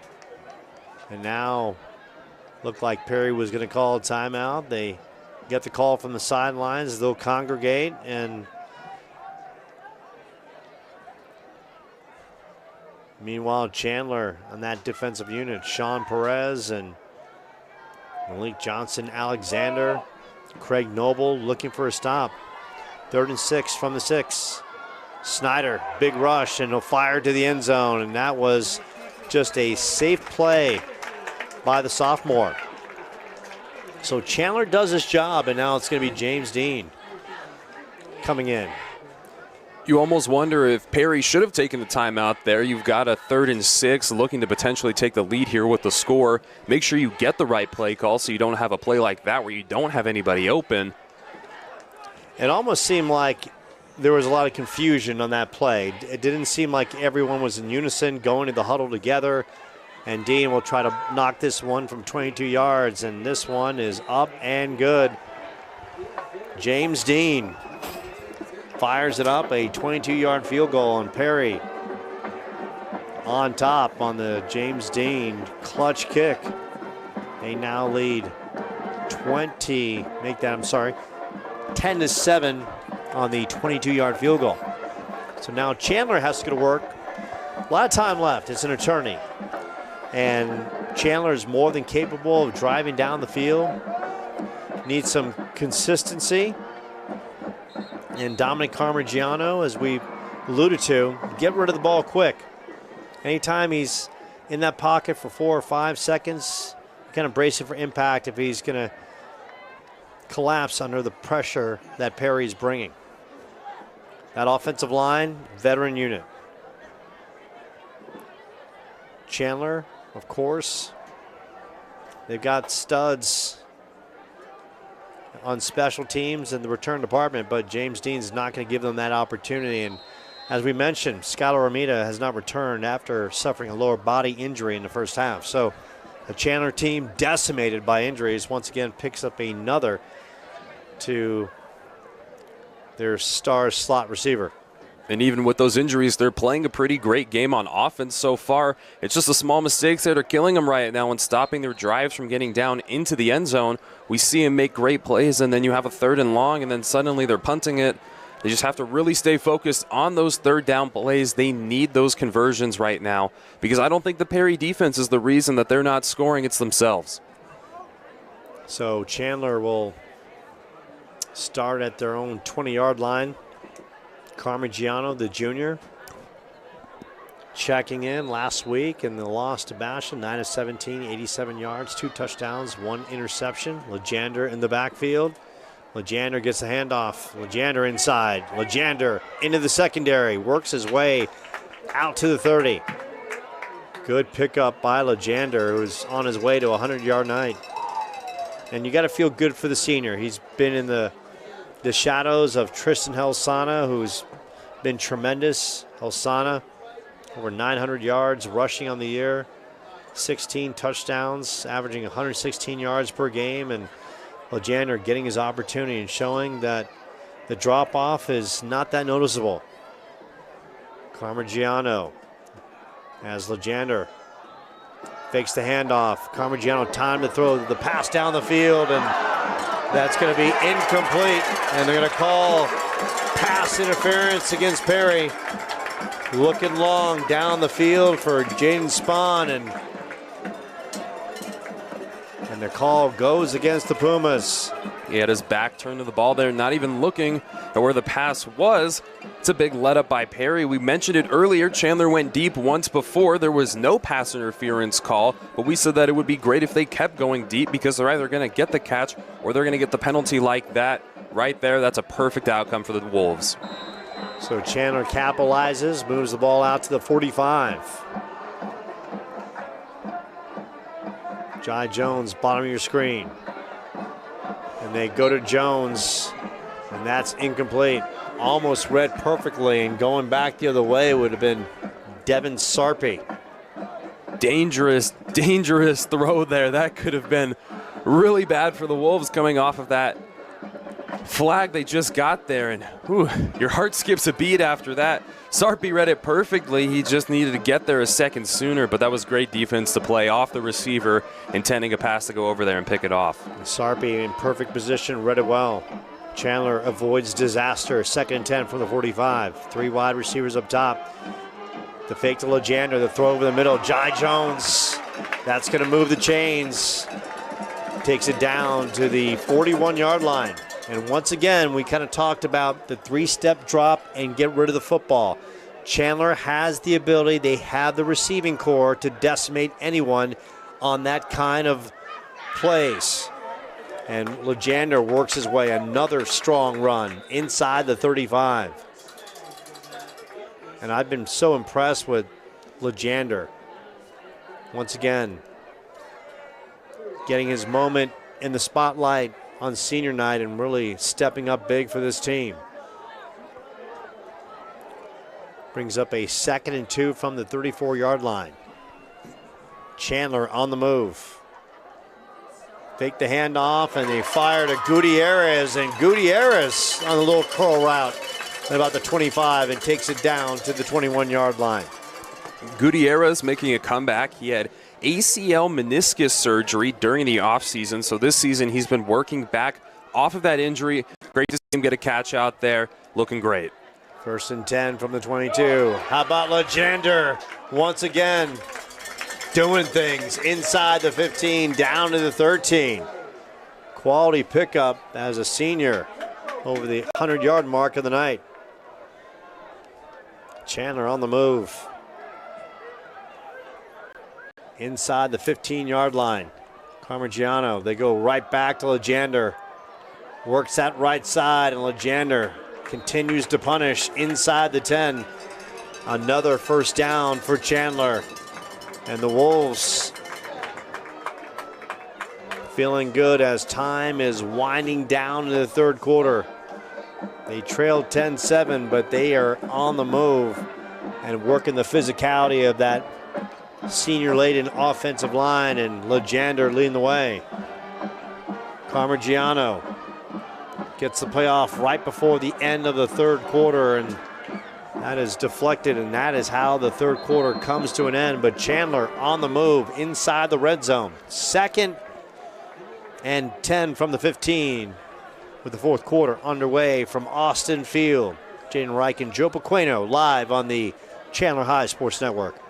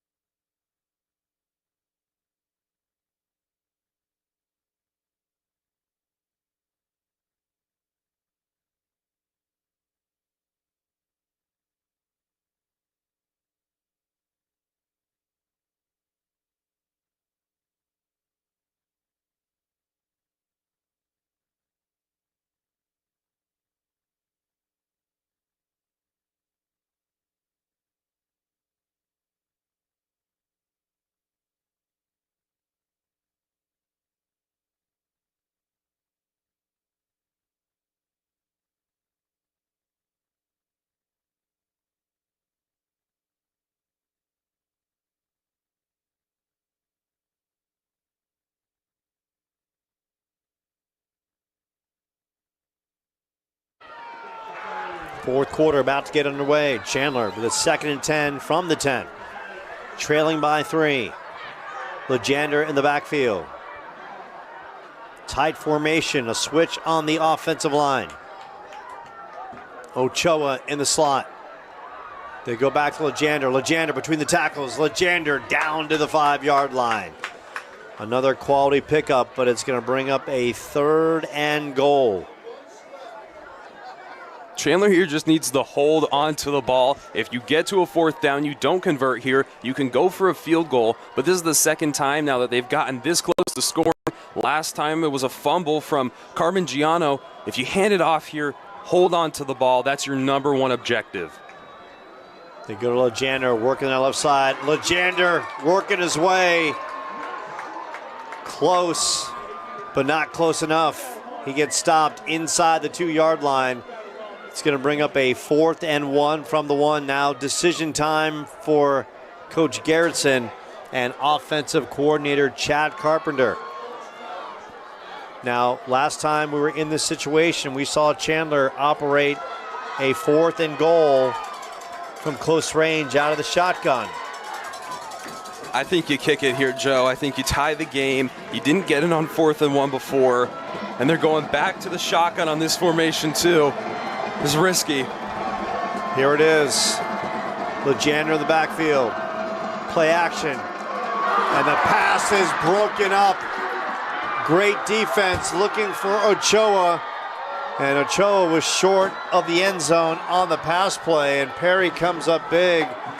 Tremendous play defensively by Simba Mahasu, the senior defensive back. And that's a heartbreaking situation for Chandler, but still an eternity to play with 10:39 left. Great defense there from Perry. There's nothing more you can say than that. The way, he was in there, he was with the receiver, getting his hands in there to break up the pass. Give a lot of credit to the defense there, even with that play call. And unfortunate for Chandler, 2 times in one game now where they have failed to convert on 4th and goal from the 1. Perry deep in their own territory, and the handoff, and Chandler almost comes up with a safety. Perry gasping for the air, just trying to get out of the end zone and get back into the green territory to avoid giving up 2 points. So if anything here, Chandler has the opportunity to lock it down defensively and get the ball in great field position. Now Snyder trying to work the clock and trying to catch Chandler napping on the snap count. Chandler doesn't bite. 2nd and 10 from the 1. They go back to the handoff, and that's going to be a safety coming up big and bringing the lumber. Chandler defensively loud and proud. And what a tremendous play by Yona Koopa, the sophomore inside linebacker.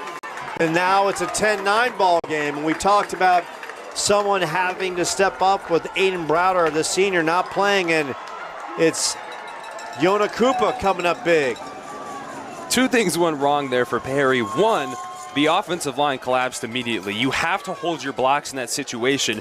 Chandler almost got the safety on the play before. Blocking your guys is the main objective. The second thing is they kind of hesitated in the backfield with that handoff. It was a slow one. You're not up against center. You're kind of back a little bit. Chandler gets bailed out there with the safety, and they'll get the ball back. I still don't think that that's the best outcome for what could have happened for them there, but at least they get some on the board, and that is just a very, very unfortunate blunder there for the Pumas. Backed up to get safetied. And Jaden, what makes it even harder to swallow if you're a Perry fan? On the previous play, Chandler almost had the sack. Yep. Almost had the safety, and they go right back to the well to the same play. Why not drop Snyder back on a quick slant, something quick, or just push him under center and move the pile to get them some breathing room outside the 1-yard line. So Chandler's going to have an opportunity with some great field position. Now, we've kind of talked about this game, who can capitalize and just be a little cleaner. Right now, Perry self-destructed in that last series, and Chandler with the opportunity, feeling the ball inside their 30-yard line, and now going backwards on the play, and the spin move up the field and out past the 50, still on his feet, working his way across the field and going in for the touchdown. What an incredible return by Caden Gray, the sophomore. My goodness, Caden Gray looked like he was going to be trapped inside the 30. Somehow Perry could not make the tackle, and Caden Gray spins his way across the field and gives the Wolves the improbable lead. And just like that, the game is turned in the span of 2 plays. Chandler gets the safety, 2 points on the board. Boom, we're taking the kickoff all the way back to the house. His ability to stay on his feet there, not get tackled, he just worked so well. He had 5 guys trying to tackle him, and Gray was able to escape, find the hole, get the block, clean backfield. There's no fouls, no flags, and runs it in for the score. Chandler has that spark again. The energy's back here in the stadium, and the Wolves now up by 5, looking to potentially make it 6. They're feeling great. And Paulo Hutchinson, who has the ability to control time, space, and everything that matters in between, maybe he can run that replay one more time for us, and we can see exactly just how incredible this was as we get the tail end. But you know what? The tail end just puts the cherry on top on an incredible return. We're going to call it a 77-yard return by Caden Gray. And I see some of the Chandler fans, and they're so happy because they are just amazed by what transpired. And Caden Gray looked like he was bottled up 4 or 5 times, and somehow Perry could not bring him down to the ground. And now it's Christian Aguilar, or it's actually Chandler going for 2. And the pass play by Parmigiano into the end zone. And Chandler gets the 2-point conversion. And look at it here. You've got some motion, fakes the handoff, and then he leaves his guy there. You could see him just go in to try and tackle Parmigiano. Left his guy. Easy 2-point conversion there for Chandler. I like that play call. They're baiting the defenders in. Now you're up 7. Look at that. I mean, the game just changes in 2 plays. It's a momentum-based game. Chandler's got everything going for them back on their side now. The hard part is, can you close it out now? Can you keep that momentum going? Can you make smart play calls? But I think that you just get that spark of energy, could change the whole team's dynamics.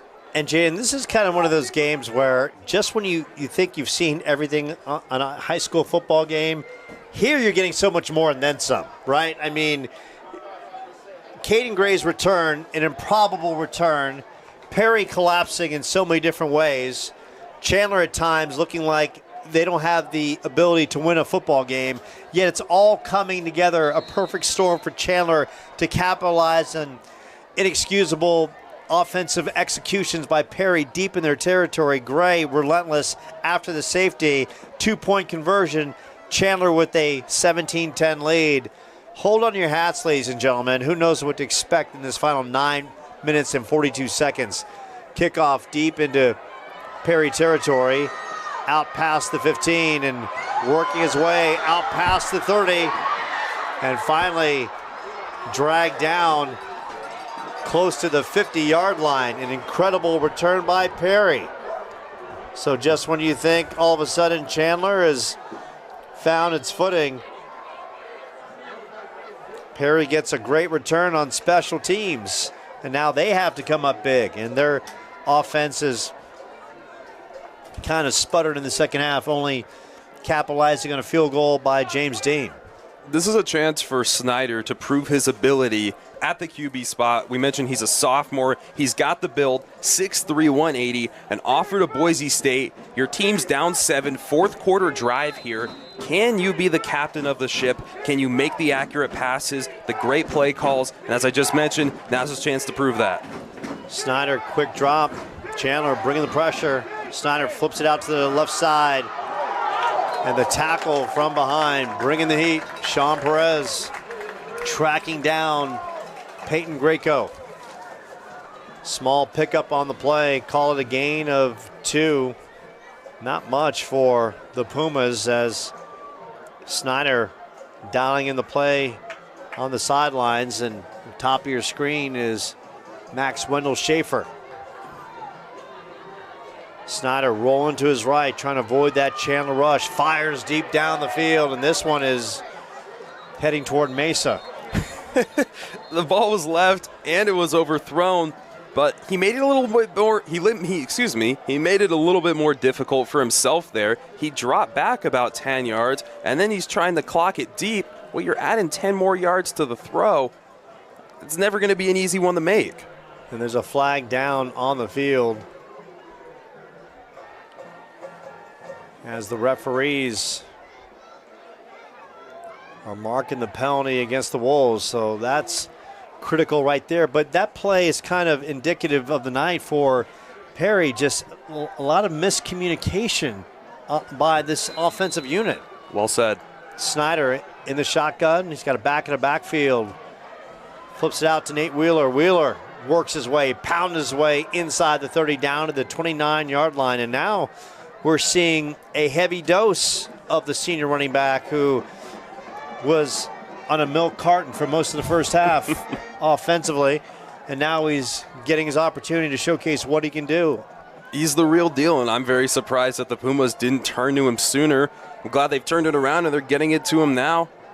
It's making their offense click a lot more than it was in the first half. This time they flip it out, and they work the ground game. And this time pounding the football, Vaughn Patterson. Patterson has seen his number called early and often in this one. So Perry trying to mix up the air attack with some physicality at the point of attack with Wheeler and Patterson on back-to-back plays. Brings up a second down. They go back to Wheeler. Wheeler picks his way. A shifty runner. And Wheeler. It's going to be very close, and that's going to move the sticks. So Perry's going to have a fresh set of downs as we are under 8 minutes left. And a very entertaining contest between two teams trying to find a victory on a senior night at Austin Field. Snyder, play action, and that one is dropped. And once again, Jacob Houston wide open, and the throw just a tad offline, and Houston trying to juggle and snare that one in. Snyder almost got blown up there. Chandler brought in half their secondary. They brought in all the pressure, and they baited them with the handoff. They all went to the other side of the field as Snyder rolled out to his left. But he was a few seconds away from taking probably his biggest hit of the night. And once again, one of the Pumas' biggest issues is not completing passes right there. It's in the basket. You got to come down with it. 2nd and 10 from the 20. Snyder throws that one over the middle out of the arm length of L.J. Walker. Walker in the slot. Good coverage by Chandler. Perfect coverage in that secondary.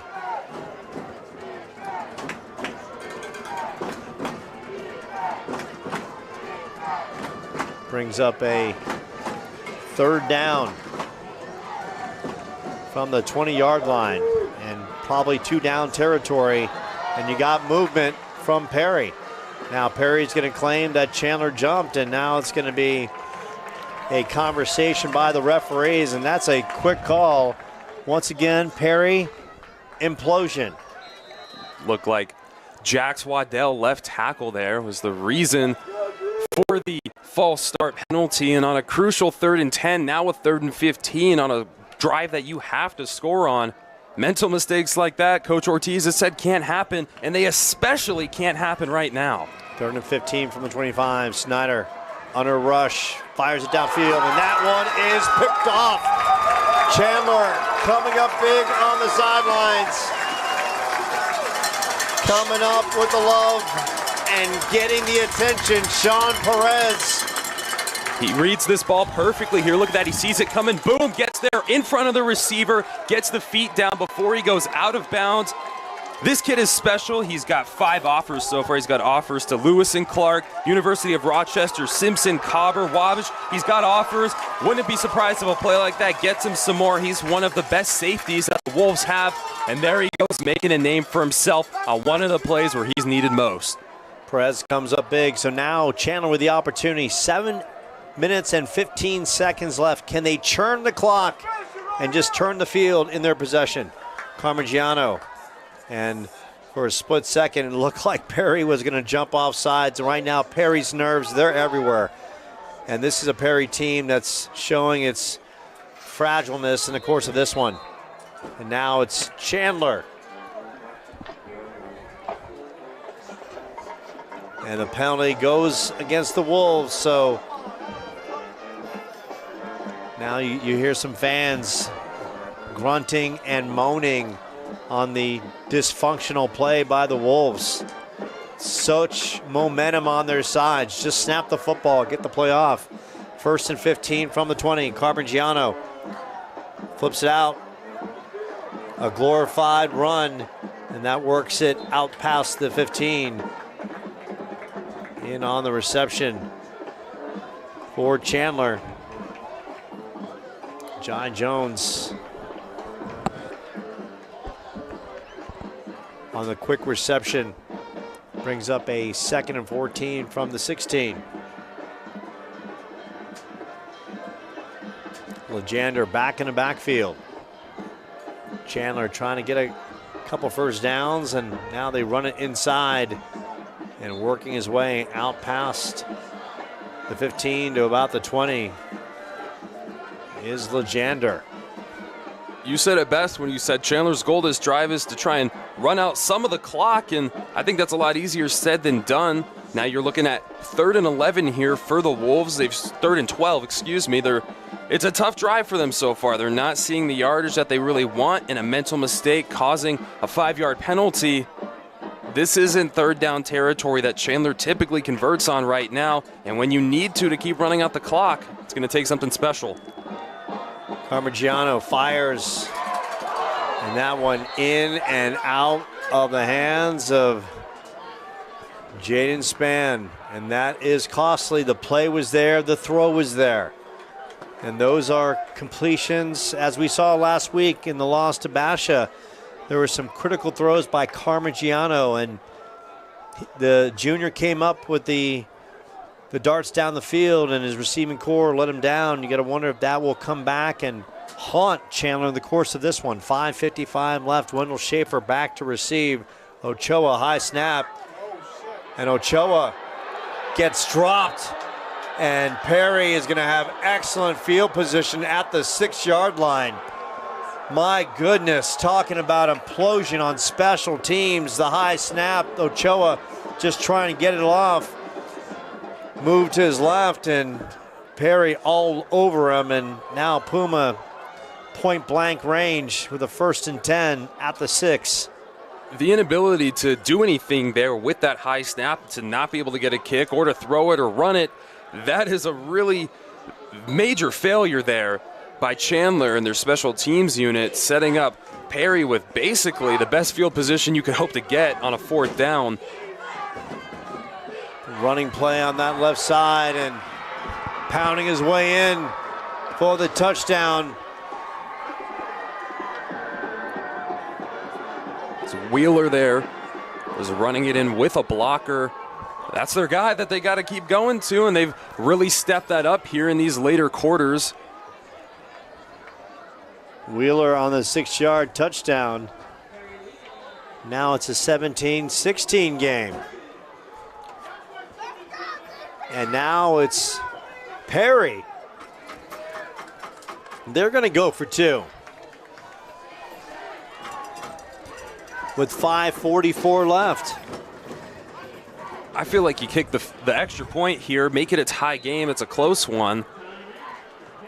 We'll see if they rethink it here during the timeout. And once again, we saw how Chandler flipped the script in the span of one play with the safety. Here comes Perry. They get the 4th down stop there. They were going for the punt, get the tackle in the backfield, turnover on downs, sets them up for an easy score.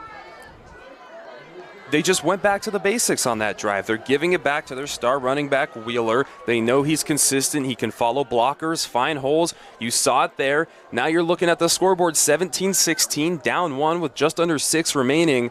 You want to play it kind of safe here. Get the score that you know you can get. Chandler hasn't been a high-scoring machine so far this game. Put some faith in your defense. Let it run out. I think it's a smart move to kick the extra point here. And James Dean coming in. 24 of 24 on point after attempts coming into this one. He's been spotless on the night. And this is a layup for him. But in a game that has had so many twists and turns, who knows? And James Dean doesn't let Puma Nation down, and we are knotted at 17. Perry making Chandler's homecoming game interesting tonight. Exciting one for all the fans in the packed out student section. And I got to tell you, Jaden, this is a game like, who wants to win the game? Honestly, I mean, it's like both teams are finding ways to take moments of exuberance and success and turn it into failure. And we just saw that just when you thought Chandler capitalized on such a great momentum shift after getting the safety and then getting the touchdown kickoff return by Caden Gray all of a sudden they have a great defensive stop. They get the ball back, and the bad snap, which leads to the Perry touchdown, 2-point conversion. And here we're knotted at 17. And Perry on the other side, they've had moments offensively. They just don't look to be on the same page, and they've hurt themselves with penalties. And here we go, 5:44 left, and really it's going to come down to who can play clean football. We talked about it throughout the night, but with 5:44 left, Chandler playing for a potential 6A playoff spot, as well as Perry. And Perry has never lost, or I should say has never beaten Chandler, as this one is kicked in the end zone by Dean. So Chandler will start at its own 20-yard line. Perry has never beaten Chandler. 0-16 lifetime. As Paulo Hutchison has told me, there's life beyond Max Preps in the history between these two teams. And he's given me the history. He's gone deep in the record books and history books to provide that information. But needs to say, you got to wonder now if that Chandler lore will creep into Perry, and if Perry will just find a way to discombobulate. But now in this one, who knows? Chandler will start with Lejander. Lejander gets knocked around like a pinball and still on his feet, works it out to the 25-yard line. And the young man who once again hasn't gotten the reps because he plays behind Tristan Helsana has really done a tremendous job. Senior, 5'9", $170, maybe $175 after a nice hot shower. Has really done a tremendous job, over 100 yards on the night, and provided a 2nd and 5 from the 25. They go right back to him, and that time he is tripped up. Good open field tackle by Maddox Ford, and Ford has been all over the field tonight. Now a key 3rd down situation. The special teams for both of these teams have been really the game changer. Chandler getting the kickoff return, Perry getting that turnover on downs on the punt to set up their offense. Neither offense has really been able to take a long drive downfield, and on this 3rd down, we'll see what Chandler can do. Parmigiano, he's got Jai Jones wide open. Jai Jones on his feet. Jai Jones, big 1st down inside the 25-yard line. Jai Jones, a tremendous pickup. A gain of 57 on the play. Chandler needed that there. They needed that game-wise with field position, and then they needed that for the momentum. They were kind of down after they had that turnover, and a play like that to get them all the way downfield, that's going to boost morale right back up. Lejander is still on his feet. How about the senior? Won't quit. Relentless. Inside the 20, inside the 15, close to the 10-yard line. And the sticks continue to move, and the clock continues to tick away. He's an angry runner. He refuses to go down. He's going to wake up so sore tomorrow. The kid has taken so many hits tonight, but I love that energy and that effort to not give up. Lejander works his way inside the 10, down to about the 7-yard line. And if you're wondering about Christian Aguilar, not a lot of field goal attempts on the year, but this is a glorified extra point attempt, and Aguilar more than capable. And right now, Chandler working that play clock, and they've got the ball. They're deep in Perry territory. Everything in their favor. Just hold on to the football. Hold on to the football and don't get down to the 1-yard line on 4th down. They failed twice now to score. Be smart here. That's the only piece of advice you could give. 1st and 5 from the 7. That time, the Perry defense coming up big, and Nate Wheeler coming up big. We've talked about Wheeler being that 2-side athlete, and he's coming up big defensively after being an offensive juggernaut in the last possession, scoring the touchdown to draw Perry closer. And eventually the 2-point conversion to tie this one up at 17. Lejander coming back in the game. Stepping out with that opportunity. Kyrie Johnson. 17-17. 3rd and 5 situation here. They're going to take a timeout. Smart call. Think about it. It's the 4th quarter, right? You can't be saving them for anything else. You've got 2 minutes left to play. And really think about what formation, what play you want to call here. You know that Perry has some weak spots in their defense. One of their star safeties, Jaden Kimling, is out with an injury, so he's not in this week. Potentially, you might want to look towards the middle, see if you can find a spot there. But I just think that Chandler really has to think about their play call here, and that's been their biggest struggle when down in the red zone, is finding that right call that'll work, that right puzzle to finish, that right piece to finish the puzzle. And Jaden, we've talked about this. 0-16 lifetime. You got to wonder right now if the Grim Reaper of Chandler is in the back of the minds of that Perry coaching staff and those Perry players. They know the history, and once again, they are on their heels with 2:43 left, and Carmigiano with Legander in the backfield. He's got Jai Jones at the bottom of the screen.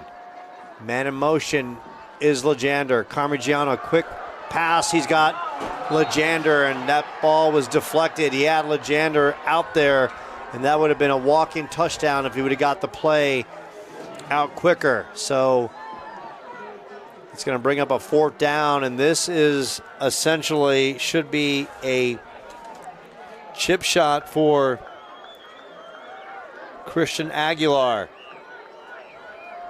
And according to the stats, this is his first field goal attempt of the season. And this one, it's a 24-yarder to give Chandler the lead with 2:40 left. See if Perry ices him.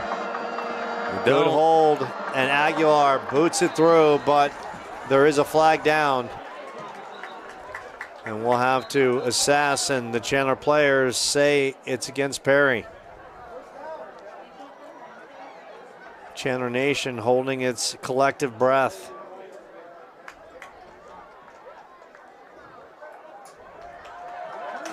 And the call goes against the Pumas. And Aguilar coming up big. The field goal by Aguilar puts Chandler on top. But instead, it looks like it's going to give them a 1st down. So talk about a huge implosion by Perry. Now they give Chandler 4 downs inside the 4. Now you got to wonder, can Chandler capitalize, hold on the football, and go the length of 4 yards? They go back to Legander. Legander gets eaten up and met big time. Coming with the force and coming with some physicality, Justin Stella. Stella's been quiet on the evening. Stella checked in this game with 19 tackles, 9 tackles in a loss last week to Williamsfield. So now Chandler will talk some things over with a timeout with 2:21 left in the 4th quarter. I've seen a trend so far this game, Joe. It's called Murphy's Law. If something can go wrong, it will go wrong. Every time there is a big play, the absolute worst outcome happens for one of these teams. Chandler's kicking a field goal, 2:30 left. It's 4th down, and then you give them a 1st down on the 2-yard line. You just can't let that happen. Now you've given them this ability to potentially not only chew more time off the clock, but get in and for a touchdown. We know that's been a difficult thing for the Wolves to do right now in the red zone. It's going to be a crucial drive here, and if they can take at least a bunch of time off the clock before the end of this set of downs, it might seal the deal. Well, the big thing for Chandler, too, of course, they got a couple downs to play with and utilize the play clock, right? I mean, if you're going to pass, it's got to be quick and simple. You want to hit something maybe quick. Carmigiano, quick drop, being chased, can't afford to lose yardage, and fires to the end zone. That's incomplete, and that was a slow developing play, and that's a situation right there. You're so close. You got to figure that's a quick slant, quick post, quick flag route to the end zone, one-on-one coverage, right? So now it brings up a 3rd and 5. Chandler really doesn't eat up any time off the clock, and now it's Carmigiano and the offensive unit looking at that sidelines as Legander is stepping out. 3rd and goal from the 5. And Perry, as Chandler shows its hand, they're coming with a passing formation. Carmigiano to the end zone, and that one is picked off. Perry going back the other way, going open field, on his way for the touchdown is Nate Wheeler. Wheeler goes back, 95-yard interception return, and the Pumas on top late in the fourth over the Wolves. I must have a crystal ball, Joe. I said Wheeler's going to be the difference maker in this second half. Boom, he's a difference maker. I say if something can't go wrong, it will go wrong. And the Wolves throw a pick six. And that was just the incorrect read there by Carmigiano. He had an open receiver to the left side of that. He threw it in the traffic, and the Pumas baited him just like the Wolves had done previously. And now the Perry Pumas have completely changed the game. 17-23, looking to go up here. 17-24. And no words. And Jaden, look, I've seen football at all kinds of levels. This is one of those games where if anything can go wrong for a team, it can, and it's by their own doing. Now it's James Dean who's been clutch for the Pumas tonight. Point after, James Dean knocks it through, and that Perry sidelines, which has suffered at the hands of Chandler so many times, to the days when Brock Purdy couldn't knock off Chandler in the 6A state title game, and when Preston Jones was the head coach, and now Chandler finds itself down by 7 with 2 and change left. An eternity to play. An eternity. And Chandler fans, you can hear them in the crowd voicing their displeasure. And James Dean, who's been spectacular on kickoffs, is going to try to pin Chandler at the 20 yet again. And just what a roller coaster ride of a football game. My goodness, just when you think one team had the momentum, the team with the momentum simply implodes. And we've seen that from the Wolves here in the last 3 minutes. Just when it looked like they'd get another opportunity on the penalty by Perry to give them an automatic first down inside the 5. It's the pick by Carmigiano, the Wheeler 95-yard return. Return inside the 5-yard line and worked out past the 20 to the 23. So that is where Chandler will get started with $1:57 left. You don't want to really look at what ifs, but I think this one's pretty interesting. If Chandler gets that field goal there, Perry doesn't commit the penalty, they're up 20-17. They get a 4-down extension. Everybody thinks it's going to go the Wolves' way, and now it completely gets turned over, and we have a Chandler injury out on the field. That's Caden Gray, who had the long kickoff return, and the trainers are out. We'll take a short timeout from Austin Field.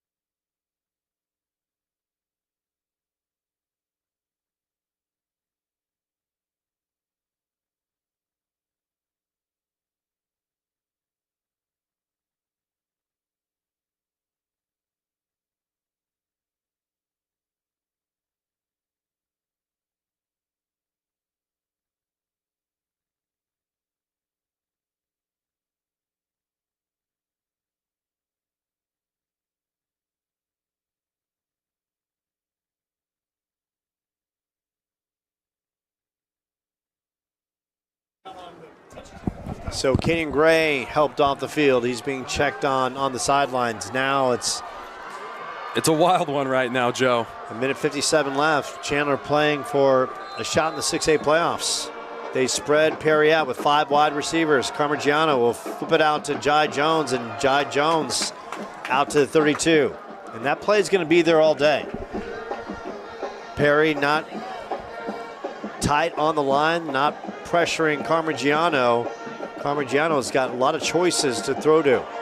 2nd and 3 from the 32. And it'll go right back to Jai Jones, and Jones works it out to the 39. Sticks move, not a lot of time has been taken off. 8 seconds, and Chandler moving methodically on its first 2 series. If Perry's going to keep playing off the receivers, take that pass every day, you get 5-6 yards and you stop the clock. If I'm Perry, you've got to play a little bit closer on your receivers now. This one now work to the sidelines. Yet again, it's Ochoa working his way from the slot, the out route.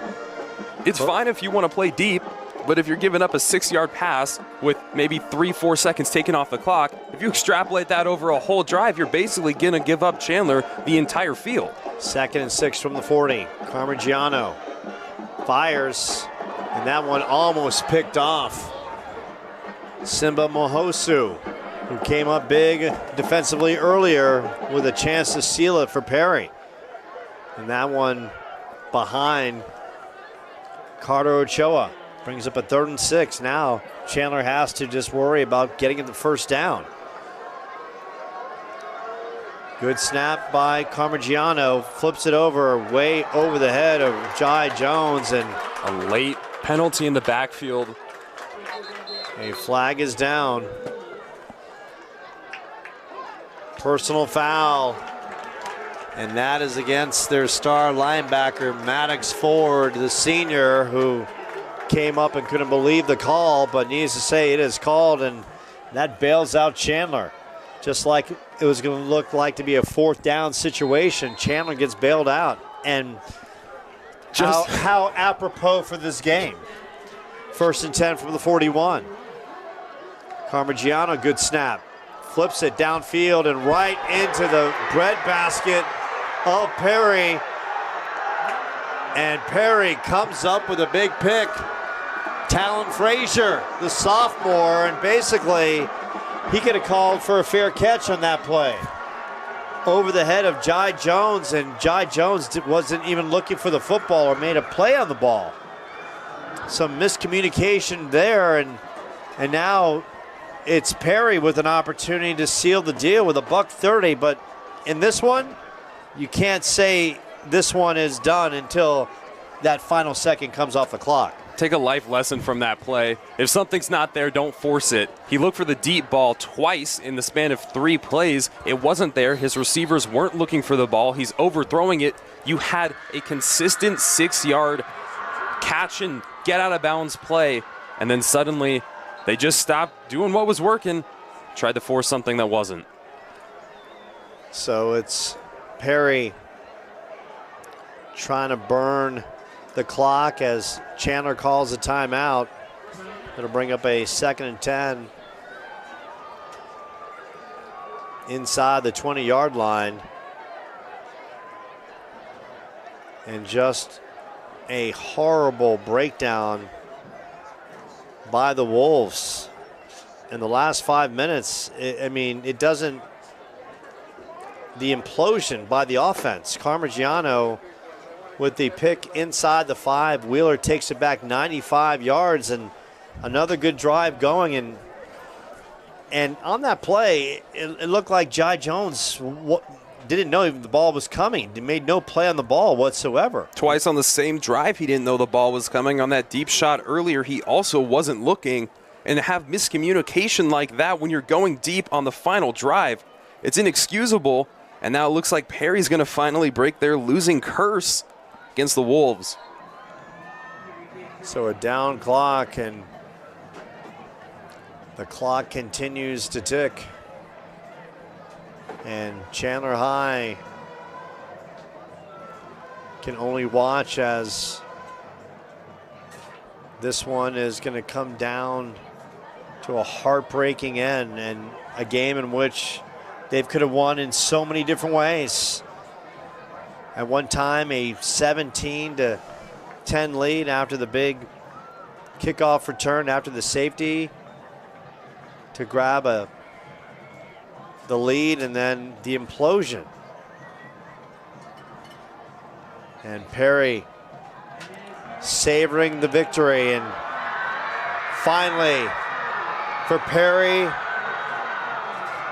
the losing streak to Chandler is over. Their first victory against the Wolves on senior night at Austin Field, and this is going to be one for Chandler High and the coaching staff and everyone affiliated with the football team to remember a long time, and very tough to swallow because they had this one and they could have won this one in so many different ways. 17-10, and then on the doorstep and then it was the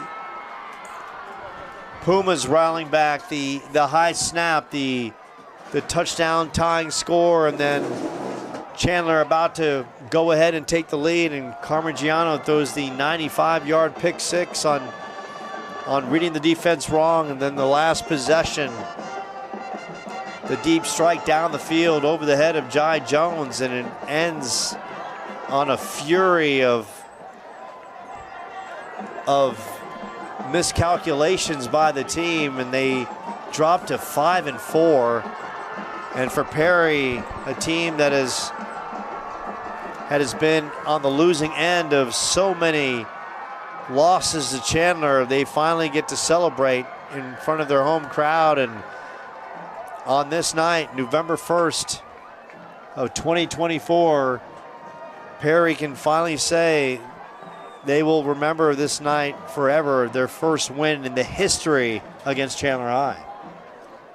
A great win as well to be able to close it out, albeit without the offense. And I think that's kind of part of the two main takeaways I have from this game. One, this game was not won by either team's offense. Their defense and their special teams is what carried the score in this second half. It's what led to that pick six there. It's what led to a kickoff return earlier. It's what led to a failed punt that was stopped and set up Perry for an easy score.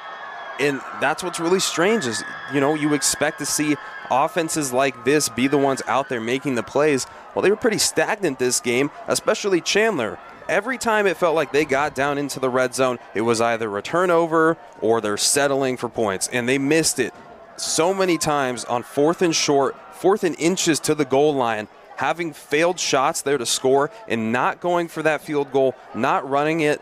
That really did come back to haunt them. We speculated about that earlier, and it's just very disappointing if you're a Chandler fan to see that happen when you know that you could have potentially just taken those easy points. Even there at the end of the game, they kicked the field goal, got the points.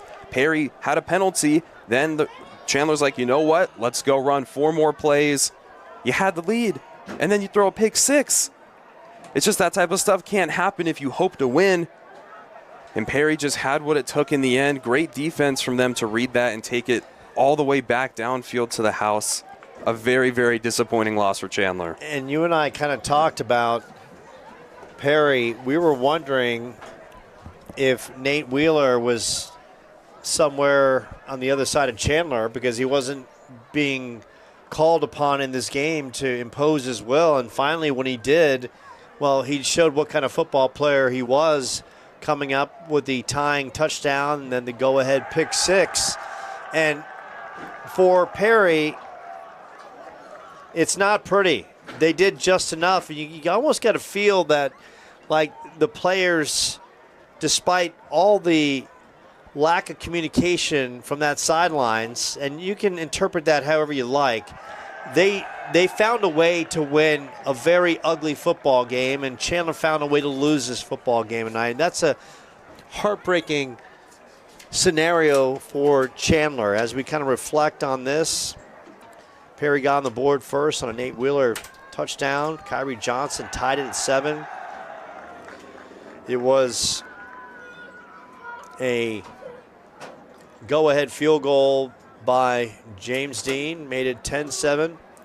Yona Koopa safety made it 10-9. Caden Gray, 77-yard kickoff return, made it 15-9. Chandler converted the 2-point conversion to Carter Ochoa.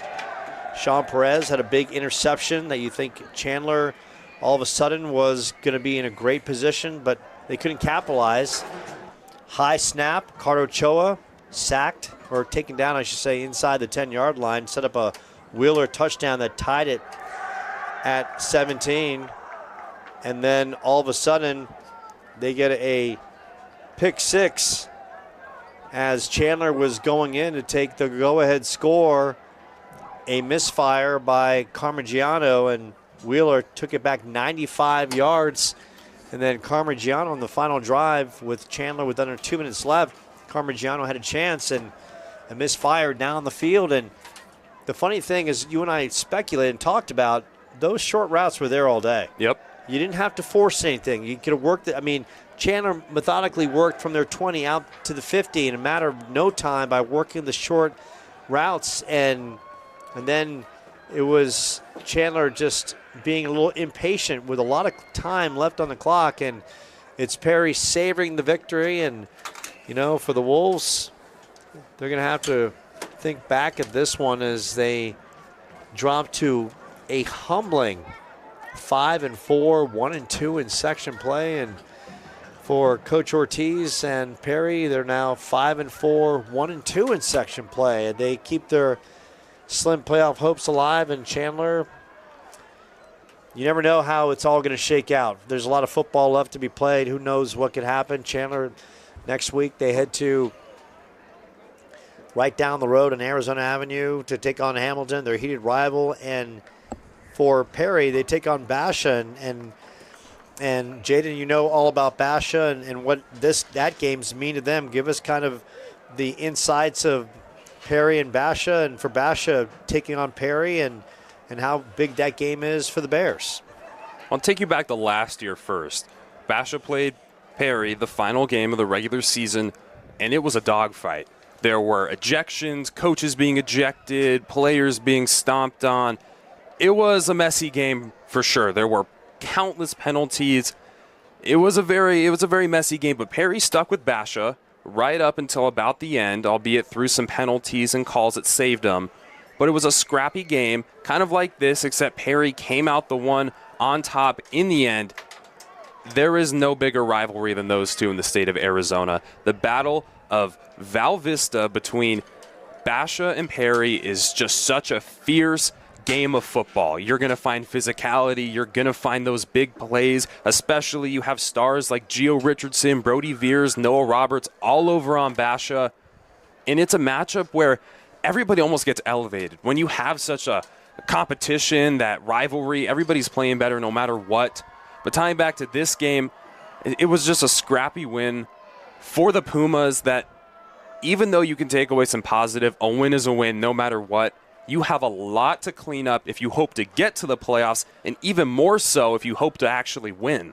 And for Chandler and their fan base, located in the south end zone, congregating with all the players out there and trying to find some solace and empathy in each other right now to talk about a season that was once so promising, getting off to that quick 4-0 start, then losses to Highland and Liberty, bouncing back with a win over Castile, then the loss to Basha where they lost starting quarterback Will Mensa with a broken wrist injury, and Tristan Helsana was out, Aiden Browder is out.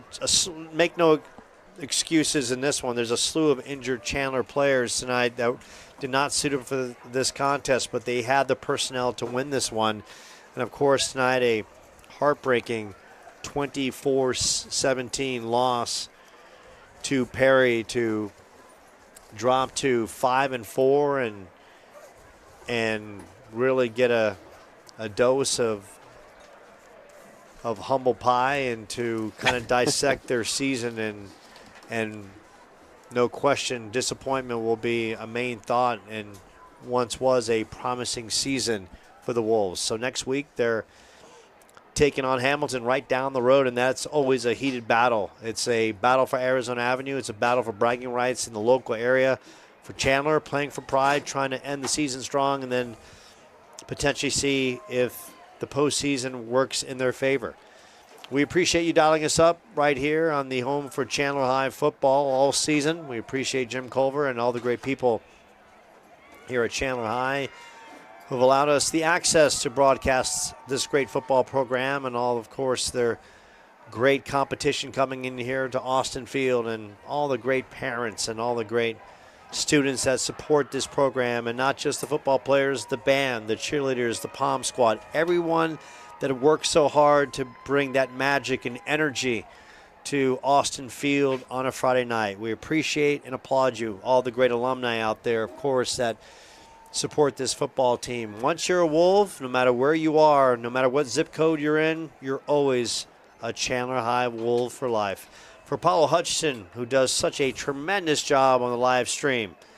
For Jaden Reichen, the voice of Basha High. I'm Joe Pequeno. Once again, a heartbreaking loss for the Wolves, losing to Perry for the first time in school history, 24-17. This has been a presentation of Chandler High Athletics.